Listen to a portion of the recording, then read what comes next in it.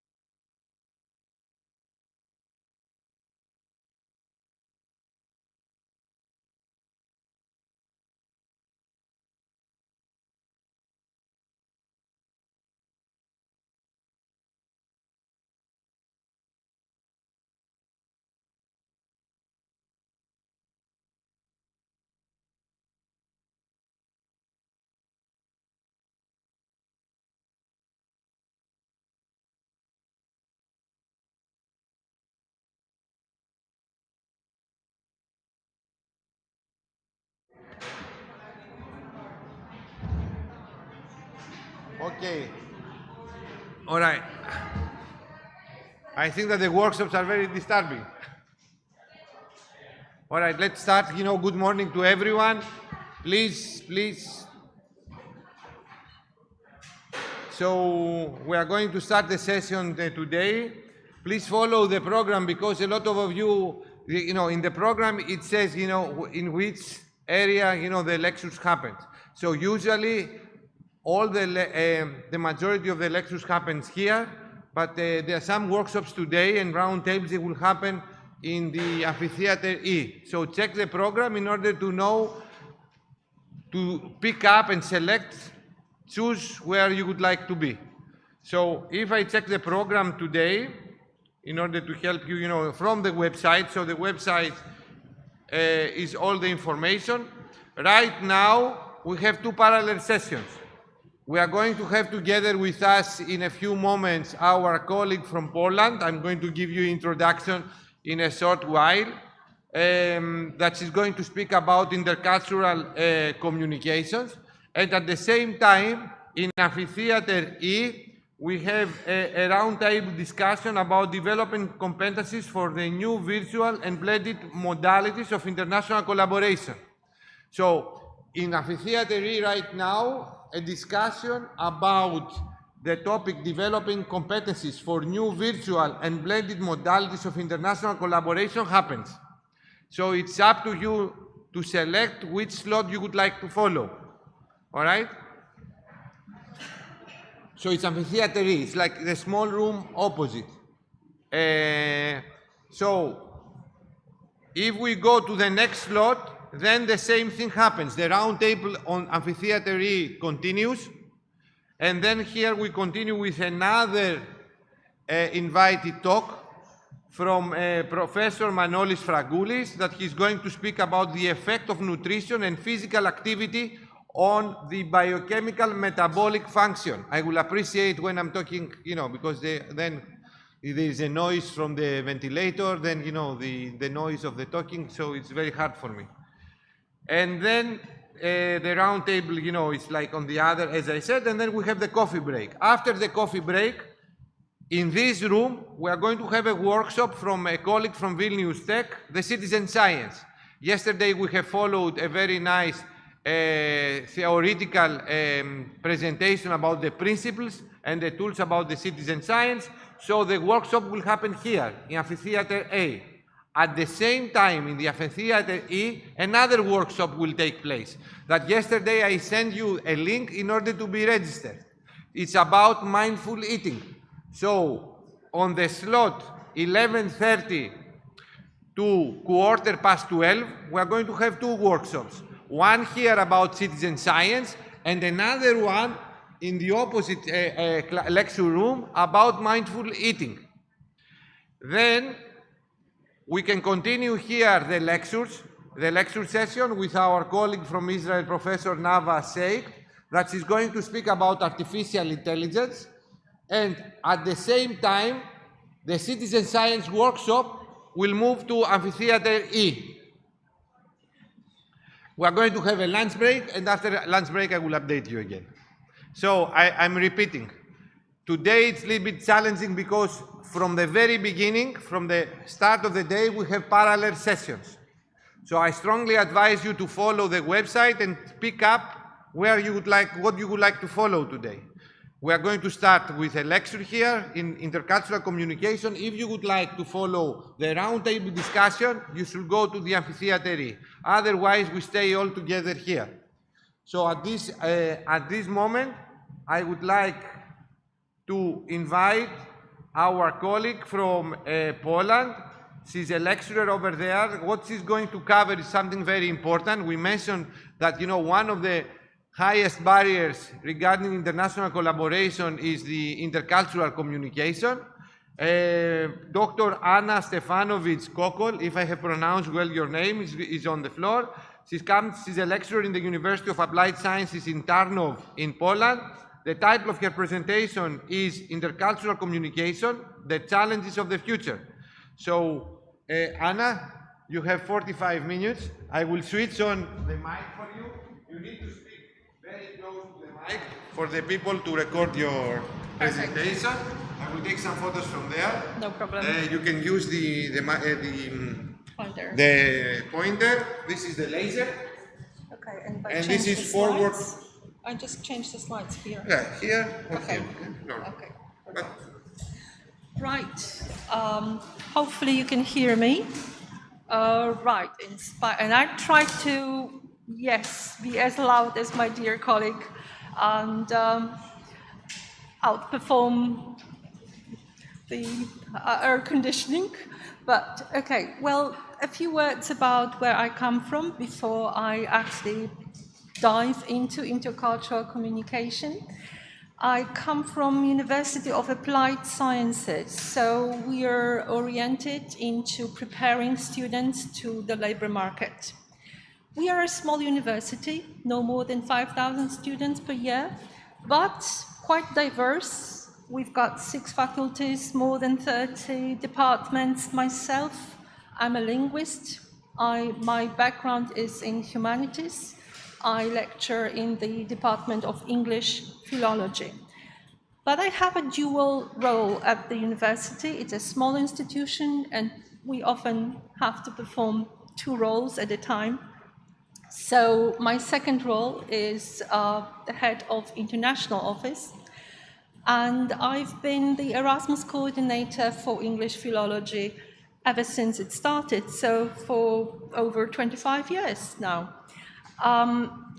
And while my PhD was in blended distance learning in teaching English for specific purposes, ever since I started working as the head of international office and I started helping coordinators of international projects in managing international consortia, I felt there is something I want to know more about. And I started reading about how culture influences communication in all kinds of teams, project teams mainly, because that was my main problem. I could see that sometimes communication just didn't work. And the whole project was compromised. The results were not developed the way they should have been developed. The quality suffered. And I felt it was all due to some probably minor interventions that we should have taken at some point, and we might have avoided all the confusion, and we might have gone into a much better world together.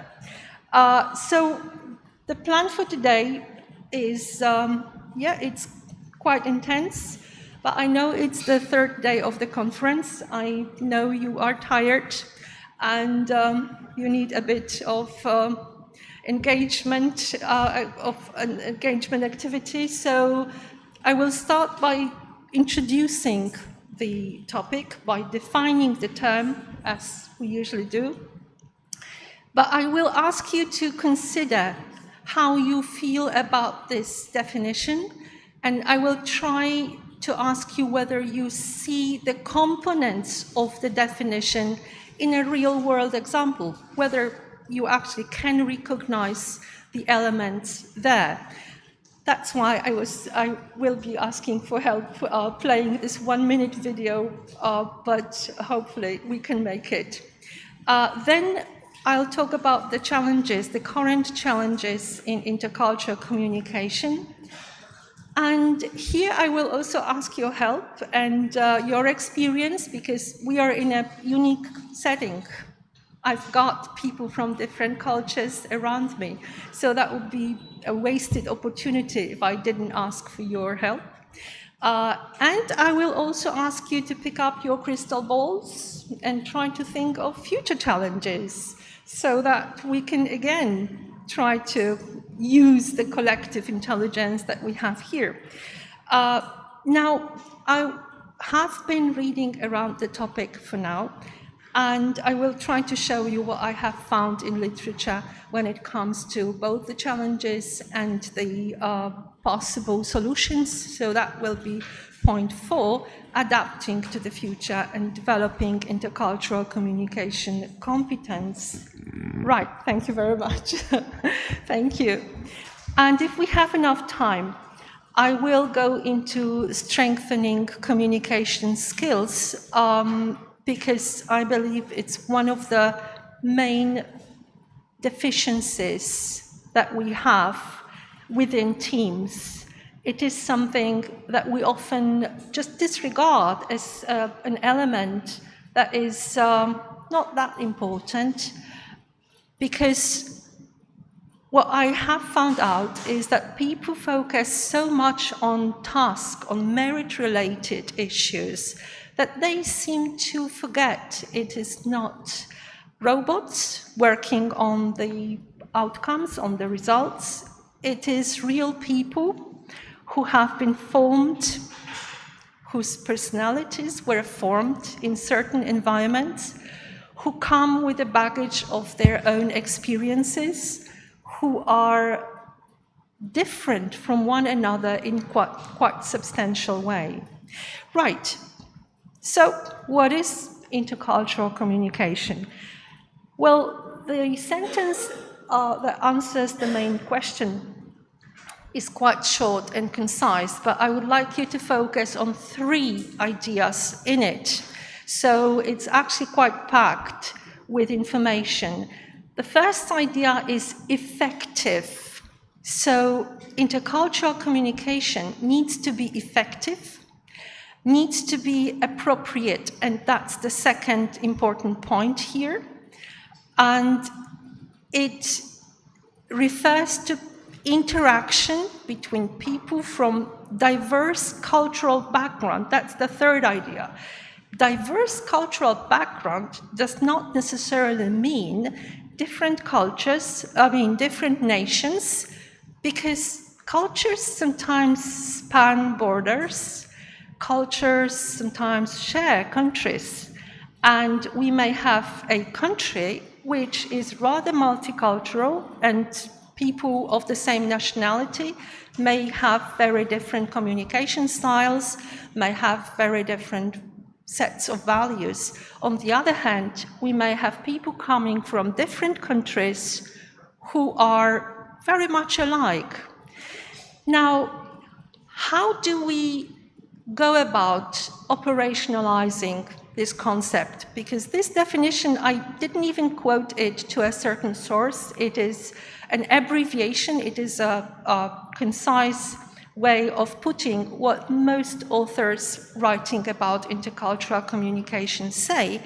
However, I chose, and the 3 variables that you can see below is a personal choice. There are many more variables that you can find in literature, but I think these 3 are the most important ones. The first variable that has got a lot of potential for influencing communication between people coming from different diverse cultural backgrounds is actually cultural knowledge. And I could stop here and leave you to it, but then again, we need to make sure everyone knows what cultural knowledge actually means in terms of intercultural communication, because most people, when they think culture, they mean, okay, history, they might mean national flag colors, they might even mean some sort of ways of spending free time or religious holidays for this particular person. But for us, for the purpose of intercultural communication, cultural knowledge is what is defined by Hofstede as knowing about and understanding the actual norms that the person grew up in, and the beliefs, the values. Thank you very much. I've been doing my best, but probably not well enough. The beliefs and the norms that they actually represent. And these are very often things that we as well, we don't really realize, because you don't really think about like the climate or the weather in your country, it is what it is, right? And you are who you are. But we tend to be, and it's a natural thing, we tend to be ethnocentric. We tend to believe the way we live, the values we believe in are the ones to follow, and you, in a natural way, implement it in your work and try to make others follow them as well. Now, if you realize your own cultural norms and values and background, if you realize what background your interlocutors come from, it does make a huge difference in terms of intercultural communication. Now, the next point, actually both next points, are not about knowledge. The first one lists affective components, so things that we feel rather than know. Empathy, openness, respect for differences and adaptability. These are emotional, attitudinal factors, but they are again extremely important in achieving appropriate communication. I'm coming back to the definition now. Effective is one thing, but appropriate communication will be effective in long term, because if you're appropriate in your communication, people will want to talk to you next time, people will come back to you, people will be more open to ask you any questions that might, in the end, make the difference to the success or failure of an enterprise. Now, the last one is, it's one of a number of such variables that I could go on talking about, but I believe the ability to manage potential crisis is priceless, because even tiny little crises can endanger work of a team. Now, crisis sounds like a very dangerous word, but it usually begins with a tiny little thing, a disagreement or a difference in opinions, and if it is left unaddressed, it will grow in a substantial way, and it will, as a result, make us probably guilty of the failure later on. Now, the constructiveness of solutions, of ways of addressing the conflicts actually means that we do not try to force the compromise. We try to facilitate the compromise. It is a fact that compromise does not satisfy anybody. Everybody has to lose a little bit, and understanding that, making sure everyone in the team understands that, is the beginning to effective and appropriate communication. Now, just bear in mind the three variables: knowledge, meaning the understanding of norms, affective components, and application of communication strategies to manage potential conflicts. And hopefully, you can recognize what's missing when it comes to these variables in the film that we hope to manage to play in a minute. The actual question that I want you to answer is above the film: which of the variables listed above seem to be missing in the context shown in the video? And I will come back to the variables in a moment after we play the video. Shall we try to play the video? It's an old advertisement. Some of you may be familiar with it.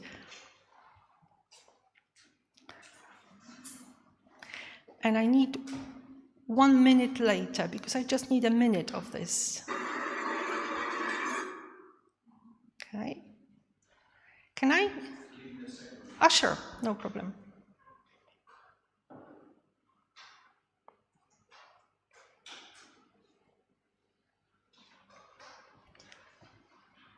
It will be a bit noisy, so don't worry about it at the beginning. There is not much talking, there is a lot to see.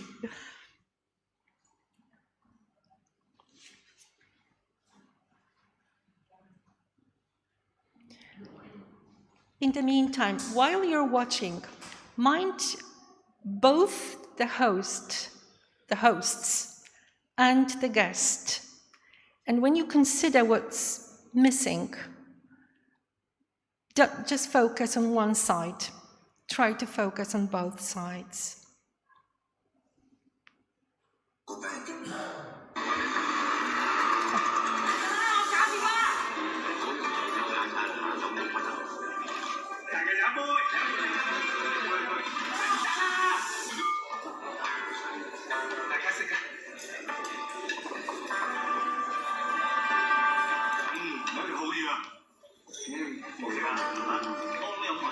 The English believe it's a slur on your host's food if you don't clear your plate. Whereas the Chinese feel you're questioning their generosity if you do. At HSBC, we never underestimate the importance of local knowledge. Which is why we have local banks staffed by local people in over 80 countries across the globe.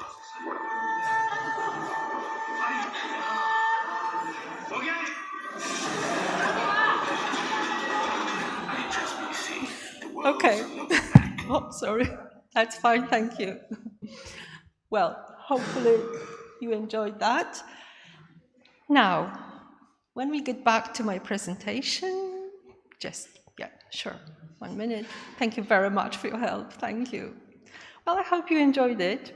And, okay, now a quick question. Who did you mainly focus on?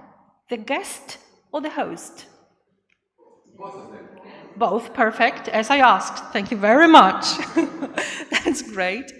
Because people tend to identify with the person that is closest to you, to them, in terms of culture.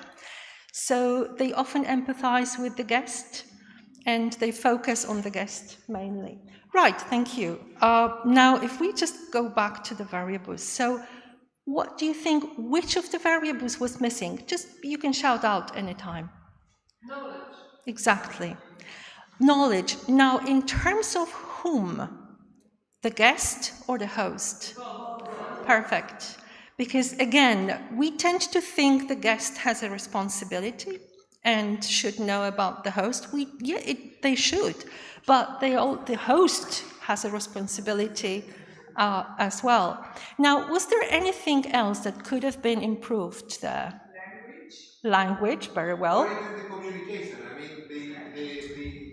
the guest could express that it's enough, thank you very much, you should speak. Explain, quite simply, right? You're most welcome. Humor, exactly. Helps in a lot of situations where you think, oh my God, what am I going to do? And you just make a joke, sure. Knowledge of the habits, because this, I think that the problem is this. They don't know that if I eat all, for the Chinese people, it's no, I've had not enough. Yeah. have more on the plate, Yeah. Absolutely. Now, do you think some affective components might have been deficient as well? You could see the guy loosening his tie after the first plate. And then after the second plate, you could see the guest, actually being out of his wits, trying to survive it. Now, a bit of empathy. But also this shows the importance of the body language, because only 30% will communicate. Also the body language is important.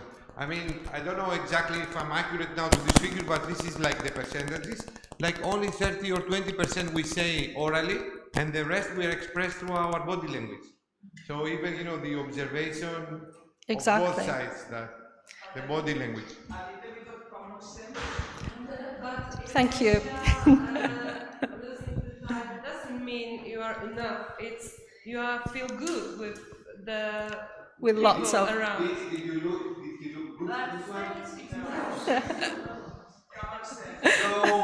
So body language of what we are looking at. This is Okay. the body language because you are not translating, you are just receiving what you are observing. That's more or less it. Yes? But the knowledge is up to what The first. because it's first. Knowledge comes first. The knowledge of Chinese Yeah. people is the knowledge of Chinese people is if she finished her plate, all the content of her plate, he want more. Yeah. This is the first, and Yeah. they don't see what feel. Yet they don't seem to notice the body language. Knowledge is primary, I have to explain, sorry.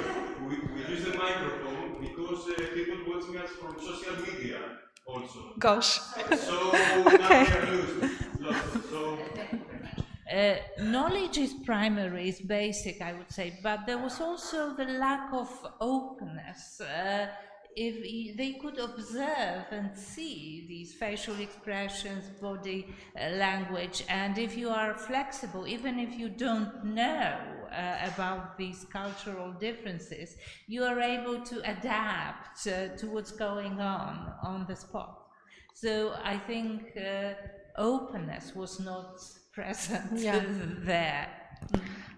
Yeah, it's an example that often, well, it's just one of many examples. Even in that film, there were 2 other examples. You're most welcome to Google funny ads culture, and the YouTube will give you lots of such examples if you're interested, which show that, true, people do not really mind what the cultural norms are in other people's cultures, but also they are so much ethnocentric, set in their ways, that they don't even take that possibility into consideration, like the extreme example of the Chinese. It may have been rather extreme, but I think it actually points out. Thank you. Oh my gosh. Right. This is not cultural. I know. Well, in fact, it is, because if you go to certain countries, yeah, an hour and a half and you're still talking. but yeah, it actually, I know that we need to hurry. So we are past the first and the most important point. We understand what it is. We can see it in practice. We can see it in a real-life example. So now I'll skip the interaction part and get down to what literature research says the current challenges in intercultural communication are, apart from what we've seen, like missing certain variables. Now, language has been named, yeah, as a challenge, and language, it can be a challenge, but it's not just a foreign language that can be a challenge. The first source says that vocabulary gaps can lead to misunderstanding, missed opportunities of collaboration, but also to depreciation of what people have to say. If you're dealing with someone who is missing certain vocab and they feel a bit self-conscious about it, you tend to think of them as less important in terms of merit-related issues, and that very often is quite not true. I've been managing projects in healthcare, in engineering, and I've been working with people who are talking about things I cannot possibly explain because I simply don't understand them. Very clever people whose language just needed a bit of help, and that tiny little bit of help actually makes all the difference. But when it comes to the second point in terms of language, it's about actually native speakers of English, because certain accents and pronunciation may play the same role, might actually bring some people to depreciate the content of what is being provided, what is being said. Now, stereotypes and biases, it's a very old problem, and we all know that they might lead to disturb teamwork, to tension, to mistrust, so all those awful things in a team that we do not want to happen. But misinterpretation, cultural misinterpretation, is also a nasty thing. Lee gives a lot of examples. My own example might be the first kick-off meeting of every project, where I've got people from different countries, different areas of Europe, and saying hello in different countries looks very different. So you've got participants who are sitting by the wall and nodding. You've got participants who will hug you and kiss you, or even though they see you for the first time, because that's what they do in their culture, and that's what these people do in their culture. Now, it doesn't mean the ones by the wall do not like you or are somehow arrogant. It is the way they behave. And if you know that, you get past this and you don't even notice. If you don't know that, if you take that as a personal offense, you suddenly are in a room with people you like and people you don't like, and it's just the first meeting of a project team. So that's actually very bad for a project. It's also weird when everybody wants to kiss you, meaning you go into a room with, I was just a week with 100 French people who kissed me every day, every morning. And this is also a little bit weird, because you cannot say no because you don't want to offend them. So that's another issue. Yeah, I know. So it's who is flexible towards the other, meaning there's also a question. Balance is the answer. Because if you do this, it's a little weird. Yeah, so. It's usually okay in most cultures to shake hands and then see what happens, right? But well, it does. We will talk about solutions in a moment. So yeah, that's a very good point. 5 minutes. Lovely. Okay. Okay, so I'll skip nonverbal communication, although humor and gestures are an important part of intercultural communication. Now, the future challenges. If we have 5 minutes, sorry, you can't use your crystal balls. I'll use mine, and that has to be enough. Now, what we are going to see in the future, according to research, well, we are still going to see the same problems like language barriers, stereotypes, misunderstandings. But the digital divide that is growing will mean that access to knowledge will be limited to some, and even more limited as we progress in time. And access to knowledge will mean that some people will be very proficient in it. So the differences in the skill of intercultural communication will be great. Now, AI is the second name of this conference. So as far as I could see from what we talked about yesterday and the day before yesterday, but AI can actually bring a lot of problems when it comes to intercultural communication. Remember, it is, if you talk about language models, they feed on what is published. And what is it that is published? Well, it's usually US biased. It's prejudiced. It's often, it can bring you information that is not what you want to get, which is a balanced opinion. It brings you information which is opinionated because that's what it has access to.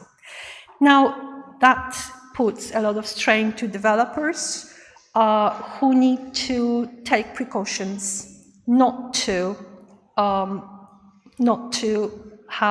create algorithms that have cultural bias. Now, the last two, digital etiquette and cross-cultural team dynamics, well, that actually boils down to the thing that we've got less and less physical contact, more and more virtual contact. And when you only have the face of the person, you have even less information that you do when you are in a room with people. So how much can you learn about other people's cultures from just the facial expression if you're lucky and have a strong internet connection? If you're not, you just hear what people say. So here we also see a huge challenge. The last minute, I promise. Now, adapting, so some solutions. Quite surprisingly, research says that the AI-powered translators and language support devices can actually solve the problem of language barriers, because a few helpful clicks might bring the vocab that somebody is missing and might actually improve communication. Obviously, a solution as old as the hills, hopefully not mine, a solution which is very, very old, training in intercultural communication, anyway, exchanging knowledge and learning about other people's cultural norms. Now, employing communication strategies, quite simply, so being able to find a solution. If it is not visible, you find a solution when you talk to people. Now, this digital divide and AI-mediated communication, they can be improved by making sure the teams of AI developers are culturally diverse, because every one of them will be bringing their own cultural bias, and they will have to negotiate. They will have to come up with a solution. Now, there has been work there has started work on establishing industry standards that are to hold AI developers responsible if there is a cultural bias in an algorithm. But to my best knowledge, the work has not finished. So that's Dietetics and collaborates, and I will follow up on that later. Now, if I am to finish now, as I know I do, I will just turn to the red bit at the end of this slide. The challenge of exposure. I mentioned that. We are mostly exposed to very limited information about the interlocutors if we talk to them in an online environment. We do not have access to as much cultural real-life information as we used to. And this is something I want to actually research, so I will talk more about it some other time, perhaps when I have the data from the research, but the exposure to cultural norms, to differences, is going to be limited in the future, and we've got to find ways of addressing it. Right, so some other time. Intercultural communication continued. Thank you very much. If you have any questions, you're most welcome.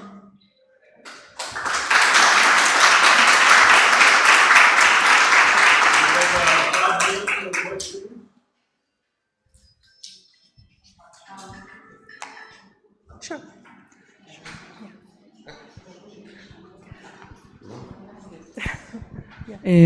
I think I have two things to say. One, there is a discussion. You're a linguist, I'm also a linguist, so pragmatics. So it's really pragmatics, it's the word knowledge. Yeah. If somebody comes out of space now and we tell him, you know, or somebody comes from the 50s and we tell him some things, he doesn't understand because he doesn't have the language. So pragmatics and the contextual is very important to that. And that brings me to the connection to AI, because one of the difficulties that we see in AI technology. One of the difficulties we see with AI that it lacks, it's missing the knowledge about the world, the knowledge about pragmatics, and it only feeds from what exists there. You were saying that it's biases, and yeah, we're going to discuss it, but this is us. This is a mirror for us, how we look, how we think, and what we produce. So in a way, we have to look back at ourselves. I'm sorry, it's a statement, but still, we have to look back at ourselves and see what is it that we produce out there and send to the, to the world forever.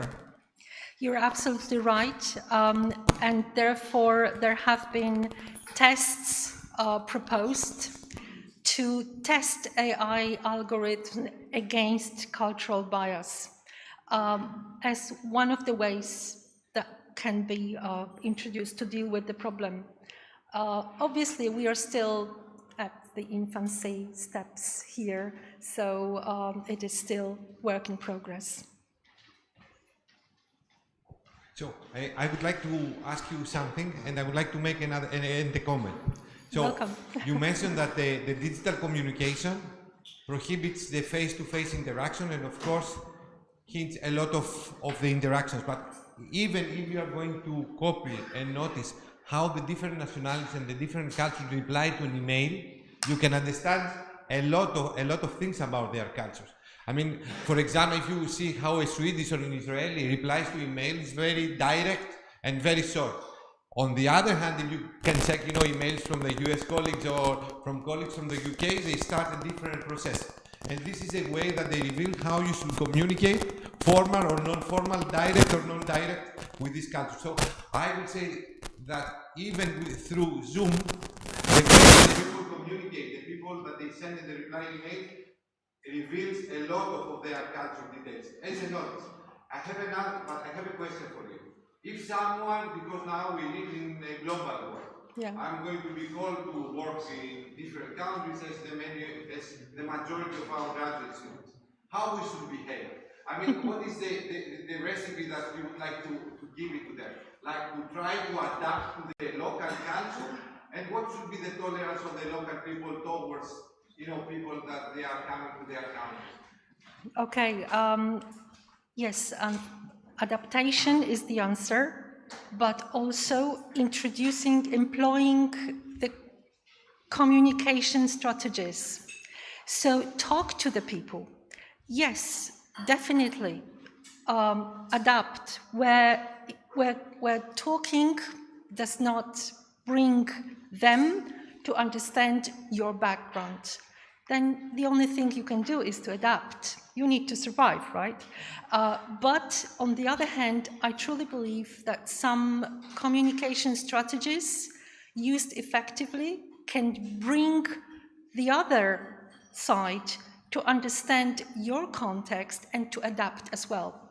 Even if they have not given it much thought before they met you, you can make the difference. And if we all used communicative strategies in our interactions appropriately, I believe, I've had a discussion with a colleague who said, well, then we would all become the same. No, we wouldn't, because we would still be us. You know who you are, and you know where you come from, you know your background, but you can take into consideration the new context, and then in that new context, you can behave in a certain way, which is appropriate, which is acceptable for both sides.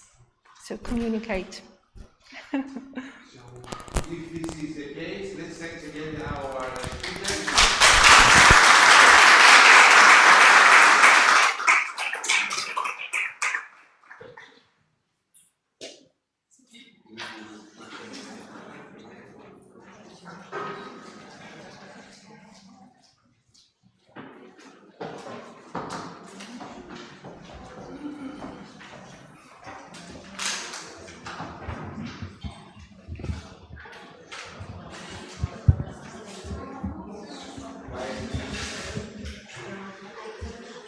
Good morning from me.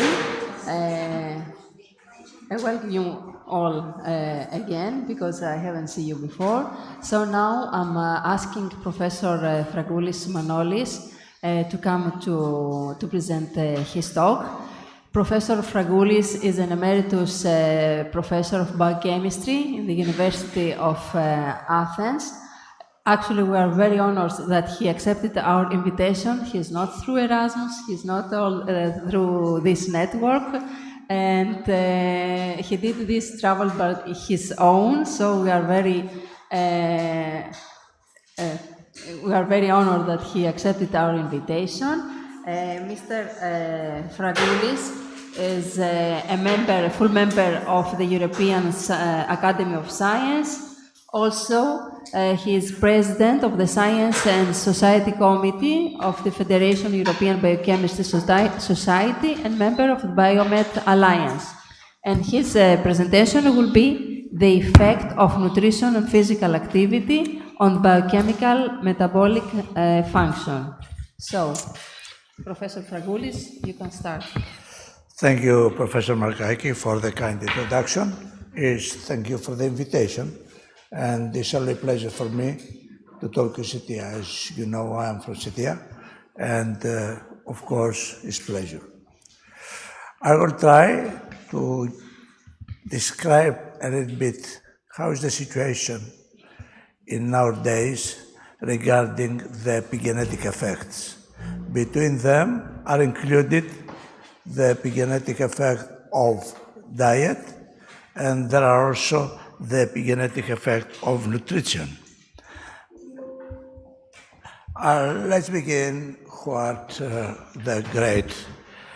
the father of medicine, Hippocrates, says, and he said that health is the greatest of human blessings. That means if we could give each person the right dose of diet, exercise, not too much, not too less, we will have found the safe path to health. And if we'll continue to understand what the big writer Kazantzakis said, he said in his book regarding the nature, he said that the phenomenon of the life has a beginning and has a finish. And that means that the apoptosis is one physiological procedure, but also the apoptosis could be one pathological procedure. In other words, the life is one flash, but we catch this, as Kazantzakis says. And I would like to begin and to describe or to refer that we see the phenotype and the phenotype of each person. And the phenotype is a snapshot of the current state of health. Can be used the phenotype to diagnose one disease or to treat disease or to improve the health. This is what we can see. We can see everybody with his phenotype. But phenotype is completely dependent from the genomics, the pattern of genes, what the genes describe, what kind of disease may be appear, and also for the lifestyle where we are living, for external factors like diet, like exercise, like microbia, like drugs, and all of these things. That means what we can see to each one, the phenotype is completely dependent from the genetics and is also completely dependent from the phenotype of. In other words, yes, please. Αν χρησιμοποιήσετε αυτό το δείκτη, θα σας βλέπουμε και στο βίντεο και οι τηλεθεατές. Πατήστε παραταμένα αυτό και δείξτε εκεί. Okay. Okay, that means that the phenotype is, in other words, the genotype, the transcriptome, the proteome, the metabolomic, and all of these organize or constitute the phenotype of each person. I would like to describe, or I would like to refer, that the physiology, the cellular physiology, is something like an orchestra. A lot of different organs play all the days and all the time we are living and giving one very interesting concept how we will live. That means that violin, the trumpet, the clarinet, all of this together are collaborated for several cellular physiology, like mitosis, like proliferation, like DNA repair, like differentiation, like programmed care death in the end. That means it is possible for one region, from the action of one epigenetic factor, one of these organs to stop or to play stronger. That means the metabolism of cellular physiology will be changed, but the cell will survive, probably with another type of living. And as everybody knows, the structure of DNA is known quite well to everybody. We know that the DNA is organized, that the DNA is covered by histone and non-histone proteins, and is organized in chromosomes that are in the eukaryotic cells in the nucleus, and there are areas in the DNA, gene coding areas and non-coding DNA areas. In the past it was a mistake. We thought that non-coding DNA is just nothing. Now we know quite well that non-coding DNA is quite important, since the majority of the small microRNAs are transcribed from this non-coding area. That means that the human genome began in the end of previous century, and was a lot of efforts for a lot of years just to understand the human genome sequencing. But thanks to innovative techniques of Celera, and especially from Great Venter, was possible to analyze the human genome, and the first real draft appeared in 2002.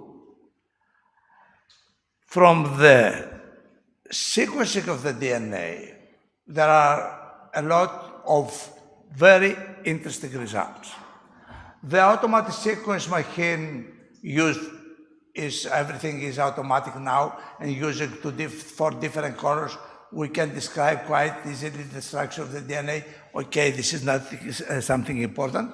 The important is that through the sequencing of the DNA, we realized that there are the zinc nucleotide polymorphism. A zinc nucleotide polymorphism, the so-called SNPs, is very important point, and through the SNPs, we realize the mode of action of a lot of epigenetic factors. During the 20th century, only a few thousand of zinc nucleotide polymorphism were identified. Now we have a lot, much more zinc nucleotide polymorphism, and the average increase only in the first year of the new century 1,000 times. Let's try to understand what does it mean really zinc nucleotide polymorphism. I will use two slides, kind offer from my good friend, Professor Koutsideris. And I will use these slides because describe quite well what it really means zinc nucleotide polymorphism. Let's say that the first word, lira. Lira means that is one organ, especially in Greek music. It's not working, or what do you mean? Ah, yeah. And lira, okay, it's okay. The second, the second letter, if it is, the second letter is I, that means lira is a music organ. But if the second letter is Y, Y, oh no, sorry. If the first letter is I, lira means gold coin with a lot of value. And if the second letter is changed, it is Y, lira means one music organ. You can see that one change in one letter can completely change the sense of the word lira. The same happens with the word euphoria. If we have euphoria without Y, just euphoria, that means taxi service and all of these things. And if we add one Y after the E, that means the good state and mental and all of these things. What I would like to say that if we would change one base in the DNA, we can change quite excessively the meaning of one word, of one area of the DNA. And even more complicated is how the sense of the DNA is changed if we will add or if we will put stop codon in different positions. Remember when Pythias said he was a priest of a god Apollon in Orach of Delphi, and when one general went to her to say to him or to prophet if he will come back from the war or not, he said, "Ixis affixis ucam polemo thixis," you will go in the war and you will survive, or you will go in the war and we will die in the war. This is the difference is only one comma. If you put the comma after the second word, that means that you will survive. And if you put the comma after the third word, that means that you will die. That means that one change in a single nucleotide polymorphism in one base in the DNA can change completely the sense what the DNA says, or one area of the DNA says. And of course, epigenetics is the regulation of the same of the gene, and during the epigenetic factors, the sense of the expression of the gene is changed. Let's consider the genes here in larva is one insect, and the genes here in the gene sequencing here in the insect.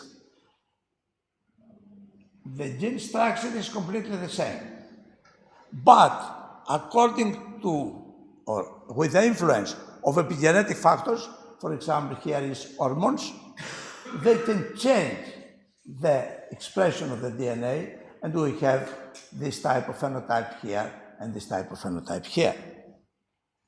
And of course, epigenetic factors, there are a lot.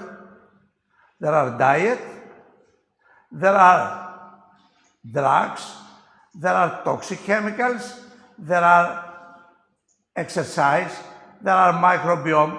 All of these are epigenetic factors, and these epigenetic factors modulate the expression of phenotype of each person. And how these factors are they have several sites of actions. One side of action is histone. They can modify histone proteins. One another place is DNA methylation. And one another place are non-coding microRNAs. All of these factors influence this place during the running of the information from the DNA to the protein and can produce, of course, different protein molecules or modified protein molecules. That means that all of these, as I said, all of these epigenetic factors act in the same way and they influence several sites during the information run from the DNA to the protein. Of course, each epigenetic factor has his own peculiarity. Let's see what happens here with diet. If we will see the diet here, the diet influences the microbiota, and microbiota derive metabolic compounds, specific metabolic products, can influence and produce methyl groups, bioactive compounds, xenobiotics. All of these factors directly from diet or through microbiome, they have effect of the information running from the DNA to the proteins, and we have differential expression of the DNA, different metabolomics, and individual components to diet, nutrition requirements, food intolerance predisposition for the different people of different parts of the people. That means that if we will follow diet effect is really one epigenetic factor, and through this site of actions can influence the expression of the DNA. Of course, the epigenetic regulators control protein function and stability, control gene transcription, control replication of the gene, control repair of the gene. And there are some phosphoric groups, there are alkyl groups, there are methyl groups. And of course, these methyl groups are influence the DNA, and these groups can also remove from the several planes. Then that the DNA is changed his expression to different molecules. That means what is necessary to guarantee the functional group required for epigenetic modulation. If we are concentrated in the DNA, the major epigenetic factors is methyl groups. And methyl groups are produced from food through the folic acid cycle. They are produced through methionine, and all of these procedures are leading to the organization of methyl groups, and these methyl groups influence, as I said, the expression of the DNA. If we would like to follow the procedures, the metabolic pathways for the production of methyl groups, this is one very complicated way, and we have here with green the metabolic cycles for the folate cycle enzymes. Here we have the enzymes for methionine cycle enzymes, methyltransferase enzymes, cofactor, and so on. All of these metabolic pathways leading in the end in the production of methyl groups, which I said is so important in the action, in the modification of the expression of the DNA. And what will happen if we lose the correct methylation? If DNA methyltransferase is activated and S-athenosyl methionine is transformed to S-adenosyl cysteine, homocysteine, then in the promoter regions where there are the CG islands, we have a normal tissue, we have a promoter hypermethylation or global hypomethylation, and these two procedures lead to no transcriptions, leading then to carcinogenesis. That means from some foods here is quite important. If the DNA methyltransferase is produced, it is possible to change the situation from normal tissue to be or to lead in carcinogenesis. Of course, something is not the right, I don't know how. Two slides was not here, and this side said that with diet there are rather complicated story, since in the past we believe that 5% of the diet must be fat. Now the situation is changed, and they believe that fat will be included in the 70%.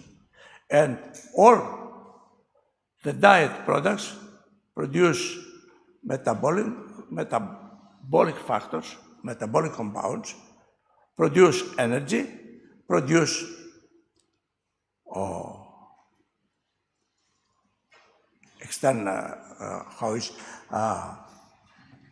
free radicals, and all of these free radicals play quite important role in the procedure of epigenetics. And now we have the second part, and the second part is exercise. Exercise, as I said, is working the same way, is dependent from the type of exercise. And if you will see the mortality reactive risk, you will see that least fit is quite high, the risk, and if you most fit, most active, then the risk is very low. And if you will go also in the average individuals here is the main type. Oh.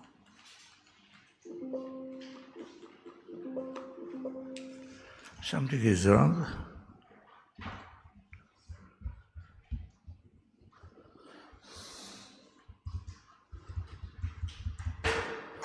Okay.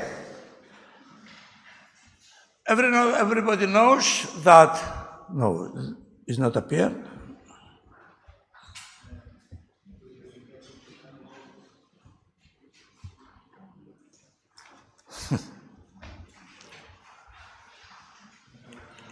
It's changed somewhere? No.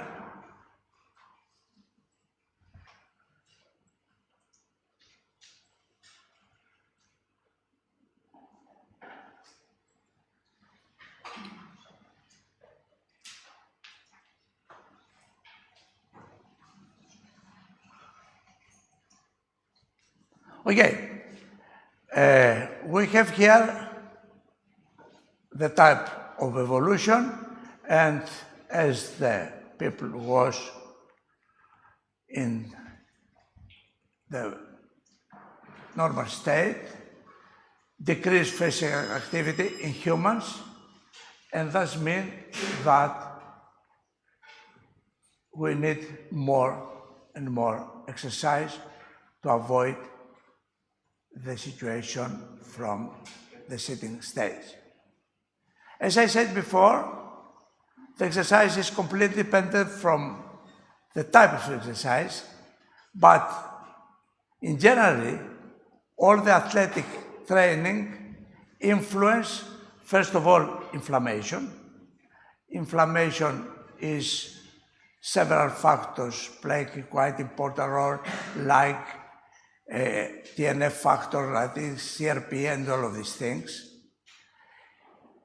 Influence steroid hormones, influence metabolism, BMI, insulin, and so on, leptin, influence DNA repair, and immune factor, T cells, neutrophil cells activity, and all of these things.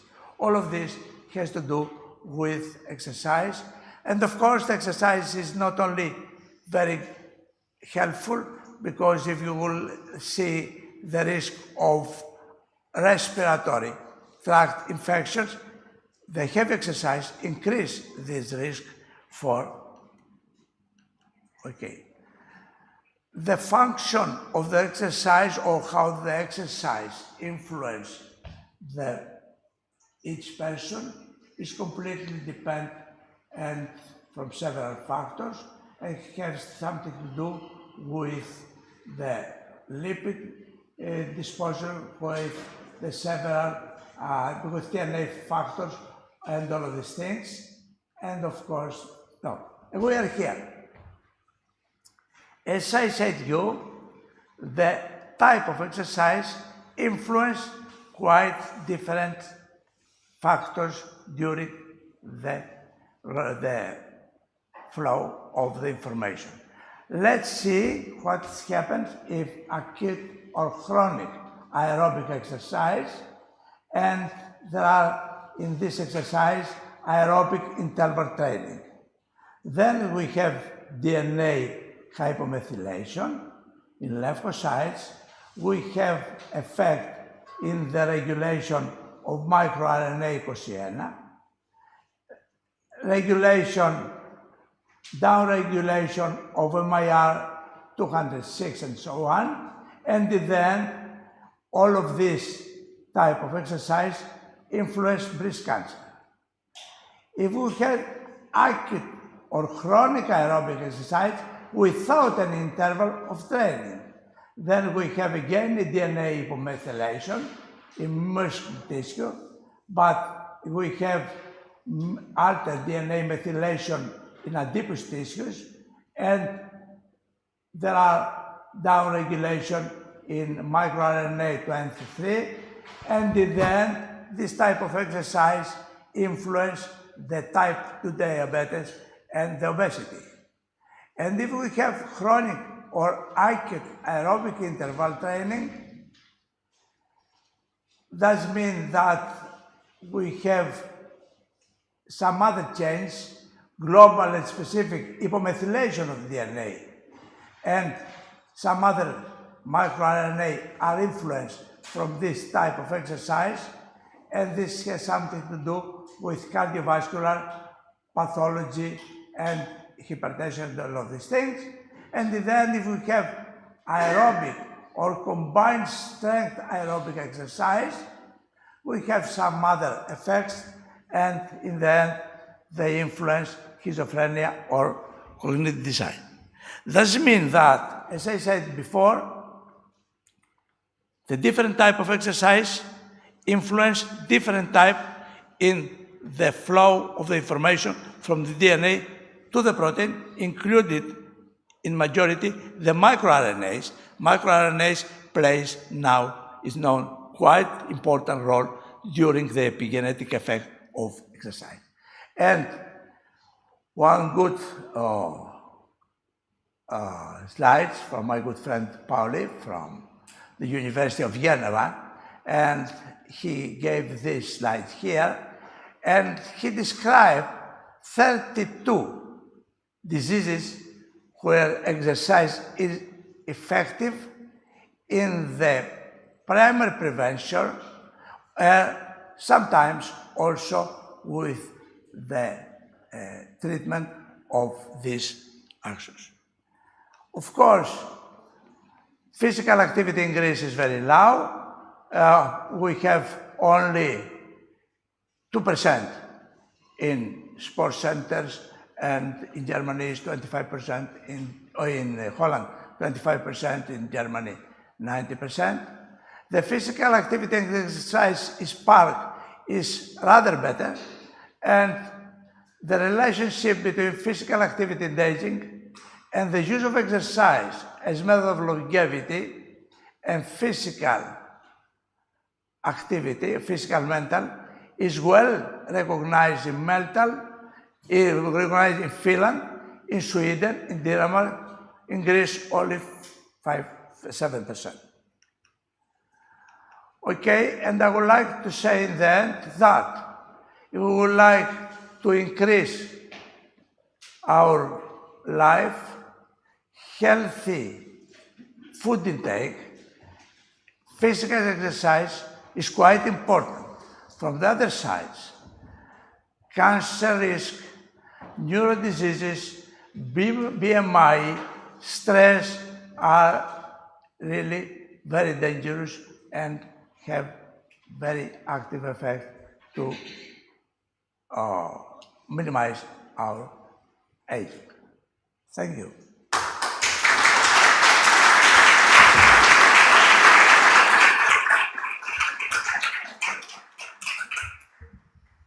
Thank you, Professor Fragoulis, for the nice talk.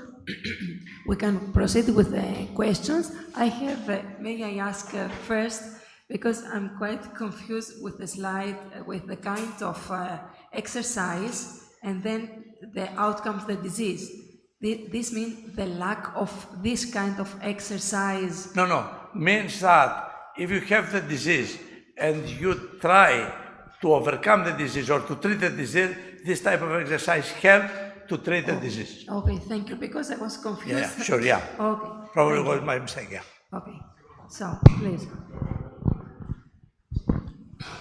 I would like to ask if we do a longitudinal study to, let's say, a sample of 5-10 people, and we see the before and after. So let's say we persuade someone to start the activities, exercise, and we measure him or her before and after. Let's say a period of 1 year, let's say. Can we see something or not? All of these results are from a lot of people, are from big samples.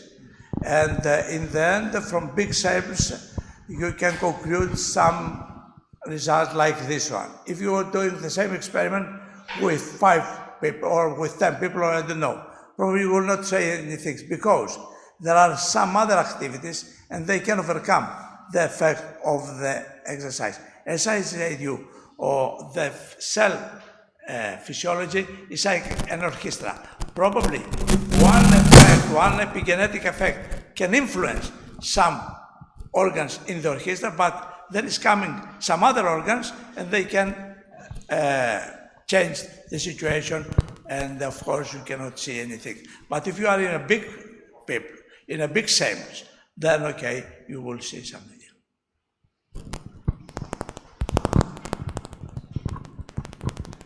Thank you very much for the nice presentation. I have some questions, so forgive me from the very beginning, because some of the questions will be naive, because I'm not on the field. So my first question, as you mentioned from the very beginning, is like the whole operation is like an orchestra. So in the orchestra there are a lot of instruments that they play. So I would like to ask you, what is the specific factor of each one of these instruments in order to observe, let's say, a faulty operation? And my second question related to this is like how the personal condition of the humans, of the individuals, plays an important role on this specific factor of each one of the instruments? Very good question, very complicated question. First of all, the orchestra is working and play something, okay, and then is coming some epigenetic factors. The epigenetic factors, we don't know how to count the effect of each one. We know, of course, that epigenetic factors like diet, for example, can produce methyl groups in one way. And these methyl groups probably can affect some organs of the orchestra. Thus, has to do something in the end, will be changed one protein. And one protein will be changed and will influence all the metabolism, and you will see something different in the metabolism. This is the major effect of the epigenetic factors. The same is with the stress, the same is with the diet, the same is with exercise. The place where these factors will act is not really completely independent from every one of these factors. For example, if you will eat one Mediterranean diet and you eat or you produce a lot of free radicals, the effect to some of these organs of the orchestra is different. And if you eat the Anglo-Saxon diet, which is completely different with a lot of other ingredients, the influence is completely different. That means one general phenomenon or one general slide, just to understand that several factors several epigenetic factors play quite important role somewhere in the cell physiology. The real place is not really well known, and this is independently researched from. Thank you very much for the answer. But this generates me another question. It's like how such an operation affects the treatment then? Because the treatment, it's like in the laboratory, you observe probably, a micro result, a macro result in order to go back to the nano result. So how the treatment is affected by observing, this is such a complicated topic, and how the artificial intelligence, what is the impact in order to generate algorithms in order to predict the operation or the treatment? Oh, now a very difficult position, because we can discuss later on. We can discuss later on, of course, yeah. Just simply to say, yeah. We know, for example, that one epigenetic factors play one critical role in cancer, in one type of cancer, and produce some proteins which are very critical for the cancer development. How we will avoid this thing, this epigenetic? We don't know. Because very probably one other factor will substitute this factor. And of course there is very important the artificial intelligence, because it's the only way just to coordinate all of these factors and to understand how altogether are acting. Of course, we don't know now if our mathematics, the mathematics we are using now in biology and biochemistry, the mathematics is enough like the physics, chemistry, and all of these things. Probably we need another type of mathematics, because the information is too big and you cannot use so easily or to manipulate so easily with the usual mathematics. Thank you. Can I do one more? I was very much surprised, I have on my mind some reasons about this. The low knowledge of the Greek population, or whoever was the stakeholders, of the impact of exercise. Yeah. So why do you think that this happens? Because of a lack of facilities? The facilities are not close where the people they live, or the habits of the modern Greeks right now in the way of their life. But I suspect that this is all over the world now. Everyone runs to compensate. It's also a complicated story, because it depends from the type of living of Greece. But also we have to consider that the country don't take really the real procedure or the real effects, just to encourage this procedure. Now we are in the central organization of health, and they are going to write down the guidelines regarding the training and the effect, or to write down how would it be possible one person to use these sport areas for gymnastics, for specific diseases. May I add that they reduced the the exercise at school and add more hours in computers. Yeah, sure, yeah. Like in the USA, when you are going, they say like a university, you start from the library, the gym, and then the rest of the things. Yes. Yeah. Probably. We'll see in the future, yeah. Combination of factors.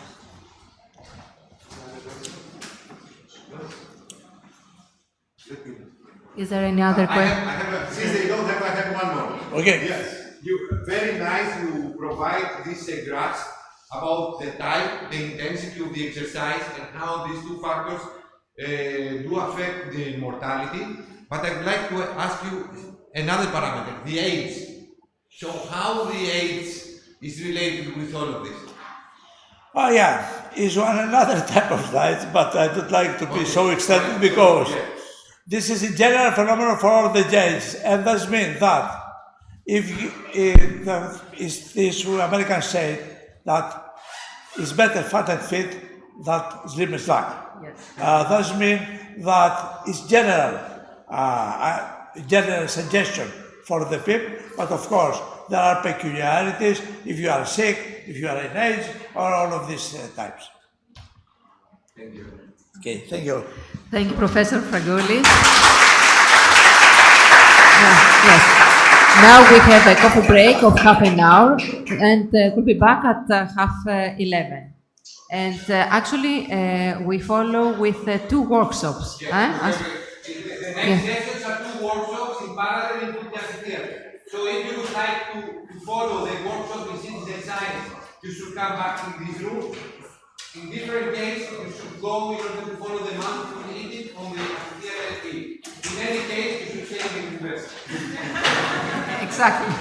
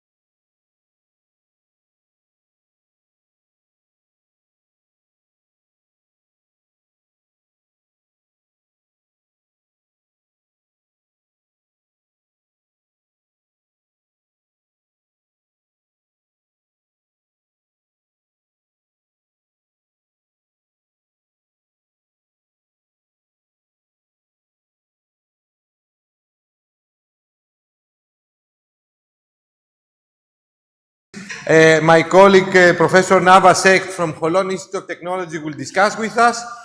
The title of the talk is The Dilemma of Artificial Intelligence Education. Technology meets education meets ethics. As I told you also, we're going to have a round table that Nava also is going to participate as a panelist on the 13th of October about the impact of artificial intelligence in higher education. I will send you the link.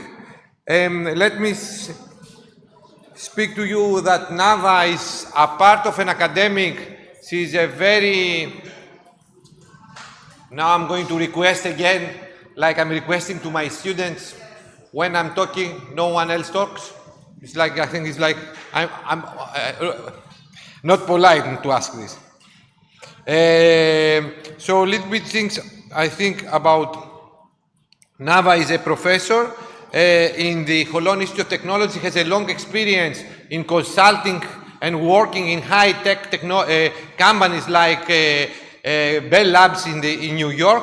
She has started her PhD in artificial intelligence since 1990s, the beginning of 1990s, and I'm very surprised that Kissinger's book says that, you know, artificial intelligence is a hot topic the last 4 years, but the whole research has started, you know, before 20, 25 years, 30, I don't know. I have to make the math.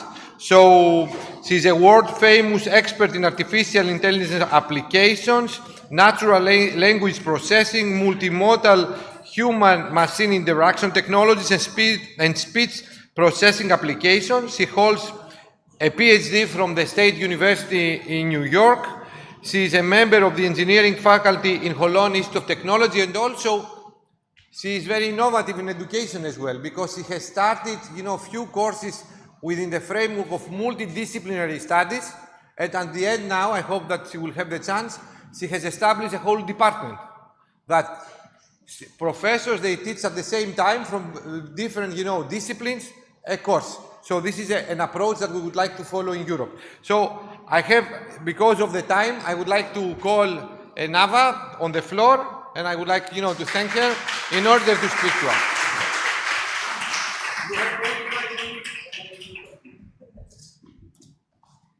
Hi, everybody. Okay, I can use this. Hi, thank you. I hope that to be the last presentation before meal is not always the good thing, but since we ate a little bit, it's better than after. That's for sure. Okay. Well, we are talking a lot about artificial intelligence, and today we are going to talk about some of the dilemmas that we have. I was introduced already, but I draw this map for you because it is rather complicated. When we talk about AI, there's a lot of areas. My journey was as a linguist. I started as a linguist. I became a computational linguist, which means these are the people who do all the back end of those applications who understand language, text, Siri. You all have Siri in your phones, right? Alexa in your homes or in your cars. There is someone, a computational linguist, who sits behind and design all the language models that, so that's what I'm doing. There is a whole area called conversational interaction, which is the interaction we are having with robots and bots and so forth. These are my expertise, and these are the things I do for the past 30 years. So I'm very proud of this because, yes, it was innovative. And as my mother used to say when I finished my PhD, what are you going to do? Because nobody understood where it's going and how we are going to implement this. I wrote 2 books. One is more designed towards the human-machine interaction, and one is a book that we came up 2 years ago with the new faculty that the multidisciplinary faculty, which I will tell you more about tomorrow in my lecture. So what is on the agenda? Is it possible for me to talk with the microphone like that? Yeah, for me. Okay, great, thank you. Okay, so we are going to talk about 3 things, about the triangle, the relation between the technology, the education, and the ethics, and we are going to talk about the change, okay, the challenge, and the plan. And we have to have a plan. You all hear me well? Yes? Okay, good. So let's talk about the AI technology, and I will speak fast because 45 minutes is nothing and it passes very fast. So let's talk about AI. First of all, we have an option to ignore it and to say, it's going to pass. Okay? So in education, we're talking about a technology that meets us in our very everyday educational life. Okay, we can say, we can ignore it, it will pass like other technologies. We can forbid it, we know it's not realistic, or we can embrace it, prepare it, and adapt it. But for that, we have to work. Okay, so the time is limited, and we don't have much in order to prepare, because if not, then the pace will be determined for us. And we want to be in control of the process. We don't want to just be passive in that. You know, Alan Turing, which I hope you all know, yes, he's the father of computation and artificial intelligence. He predicted that by the 2000, computers will be smarter than people, okay? We can discuss this, okay? But he was, his vision is still with us, and the things that he wrote and he talked about in the relationship between us and intelligent systems. Ray Kurzweil, another leader, and I talked about singularity. Do you know what singularity is? Is the state when we become like the computer and the computer like us. There is no difference, okay? And I see you raising your eyebrow, but for some children, there's no, or for the youngest generation, some of the intelligent system are part already of their bodies. They're part of their everyday life in everything they do, okay? So we are not at the state of singularity, but we are talking about this. Turing test is also a very important expression in AI, which comes to say, when do I know that the system is really intelligent, really smart as a person, when I cannot make the difference, when I am talking to a personal assistant and I don't know if it's a bot or a human that is corresponding with me. If this is true, then my software has passed the Turing test, because these tests say if you cannot differentiate, it means that the system is too good, okay? So that also means this is very important. So the statement that I'm making is first that AI technologies and implementations are here to stay, and we are still looking for the right format. We are looking for the right format not only in education. Today we talk about education, but we are looking for the right format also in the big companies when we employ people, in healthcare, in every organization that is using computational systems. We are looking for the right format. Why this is so complicated? Why is this subject so complicated? And also, as I said in my remarks, to say AI is too simplistic. Why this is so complicated? First of all, because there is too much information. There is information coming from so many sources, and for people who are not professional and don't have a PhD in artificial, they don't know, okay? They studied nutrition, they know everything about the body and what we should do and how it works and metabolism, but no, they don't know much about these new transformers, LMS, and all these expressions that is. So too much information, it's complex. Also, there are different approaches. There are the approach that says, I'm gonna use AI for what works. Okay, if it works, it's okay. The other approach says, no, I want it to simulate the mind of the person and to be exactly working as the neurological path and all that. There are different approaches to AI. Also, there are many disciplines. If you come from health, if you come from engineering, if you come from design, there are different approaches to that. And of course, there is always the differences between industry and academia. And sometimes they don't have the same agenda. And of course, if we put also into this cooking, we are in the mood of eating, so if we put into this stew also the agenda of the government, and the agenda of the EU and the agenda of the Americans. So we get a whole bunch of things, a lot of interest. And on top of that, the pace, the changing rate is so fast. I prepare my lectures for my students every, not semester, twice during the semester I have to make it. It's not me.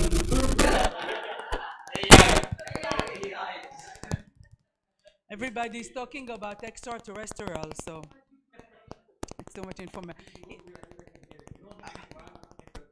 Okay, so areas of AI, for those of you, I'm sure you all know, but mainly AI is used for learning from the data. What data, how data, we're going to talk about. Learning from the data. To do what? To do what? To do predictions. How do I, okay. To predict phenomena, to predict diseases, to predict the progression of someone when he's going to become diabetic if he eats something, how a student will succeed if he will follow this program. We can predict things from the data, and also to do risk management, which is very important. We can talk about image processing and voice processing and text processing, which is the things that I do. We can talk about robotics and automation of processes in factories, in plants, in industry, okay? We talk about decision support in medicine, okay? And we talk about generative AI. I will mention in a second what it is. So I call it AI on the spectrum because there are 4 types of AI. Please pay attention. This is important because it will help you then to define when somebody's speaking to you about AI, you will say, what do you mean, okay? What do you mean? The narrow AI. The narrow AI is what we see now. It works best because it's usually used for, I will put this, okay. It's usually used for specific target. Okay, so I want to measure, I'm looking at diabetic people and I want to create an application that will learn, adapt, and personalize their treatment. So I am doing something very specific, and for that, AI and the algorithms today work perfectly. Because it's in a context, because it's a closed system, and it's worked very well. The other one, I will skip for a second, Edge AI. Edge AI is an area where you put the knowledge in the end hardware, like in the car, for example. Where you collect data and you use it in a car, you don't have to be connected, for example, to the cloud. So when you talk about industry and cars and drones that do other things than just take pictures, then you have to make decisions. And some of the decisions are made from the hardware, not from the cloud. So this is called Edge AI, okay? It's on the edge of the, and we talk about generative AI, which is creative AI, which is something that's the ChatGPT, Midjourney, DALI, if you know what it is. These all the softwares that can create something new completely, like a new picture, a new story, to answer questions. These are all under the umbrella of generative AI, and this is, by the way, Kostas, this is a whole...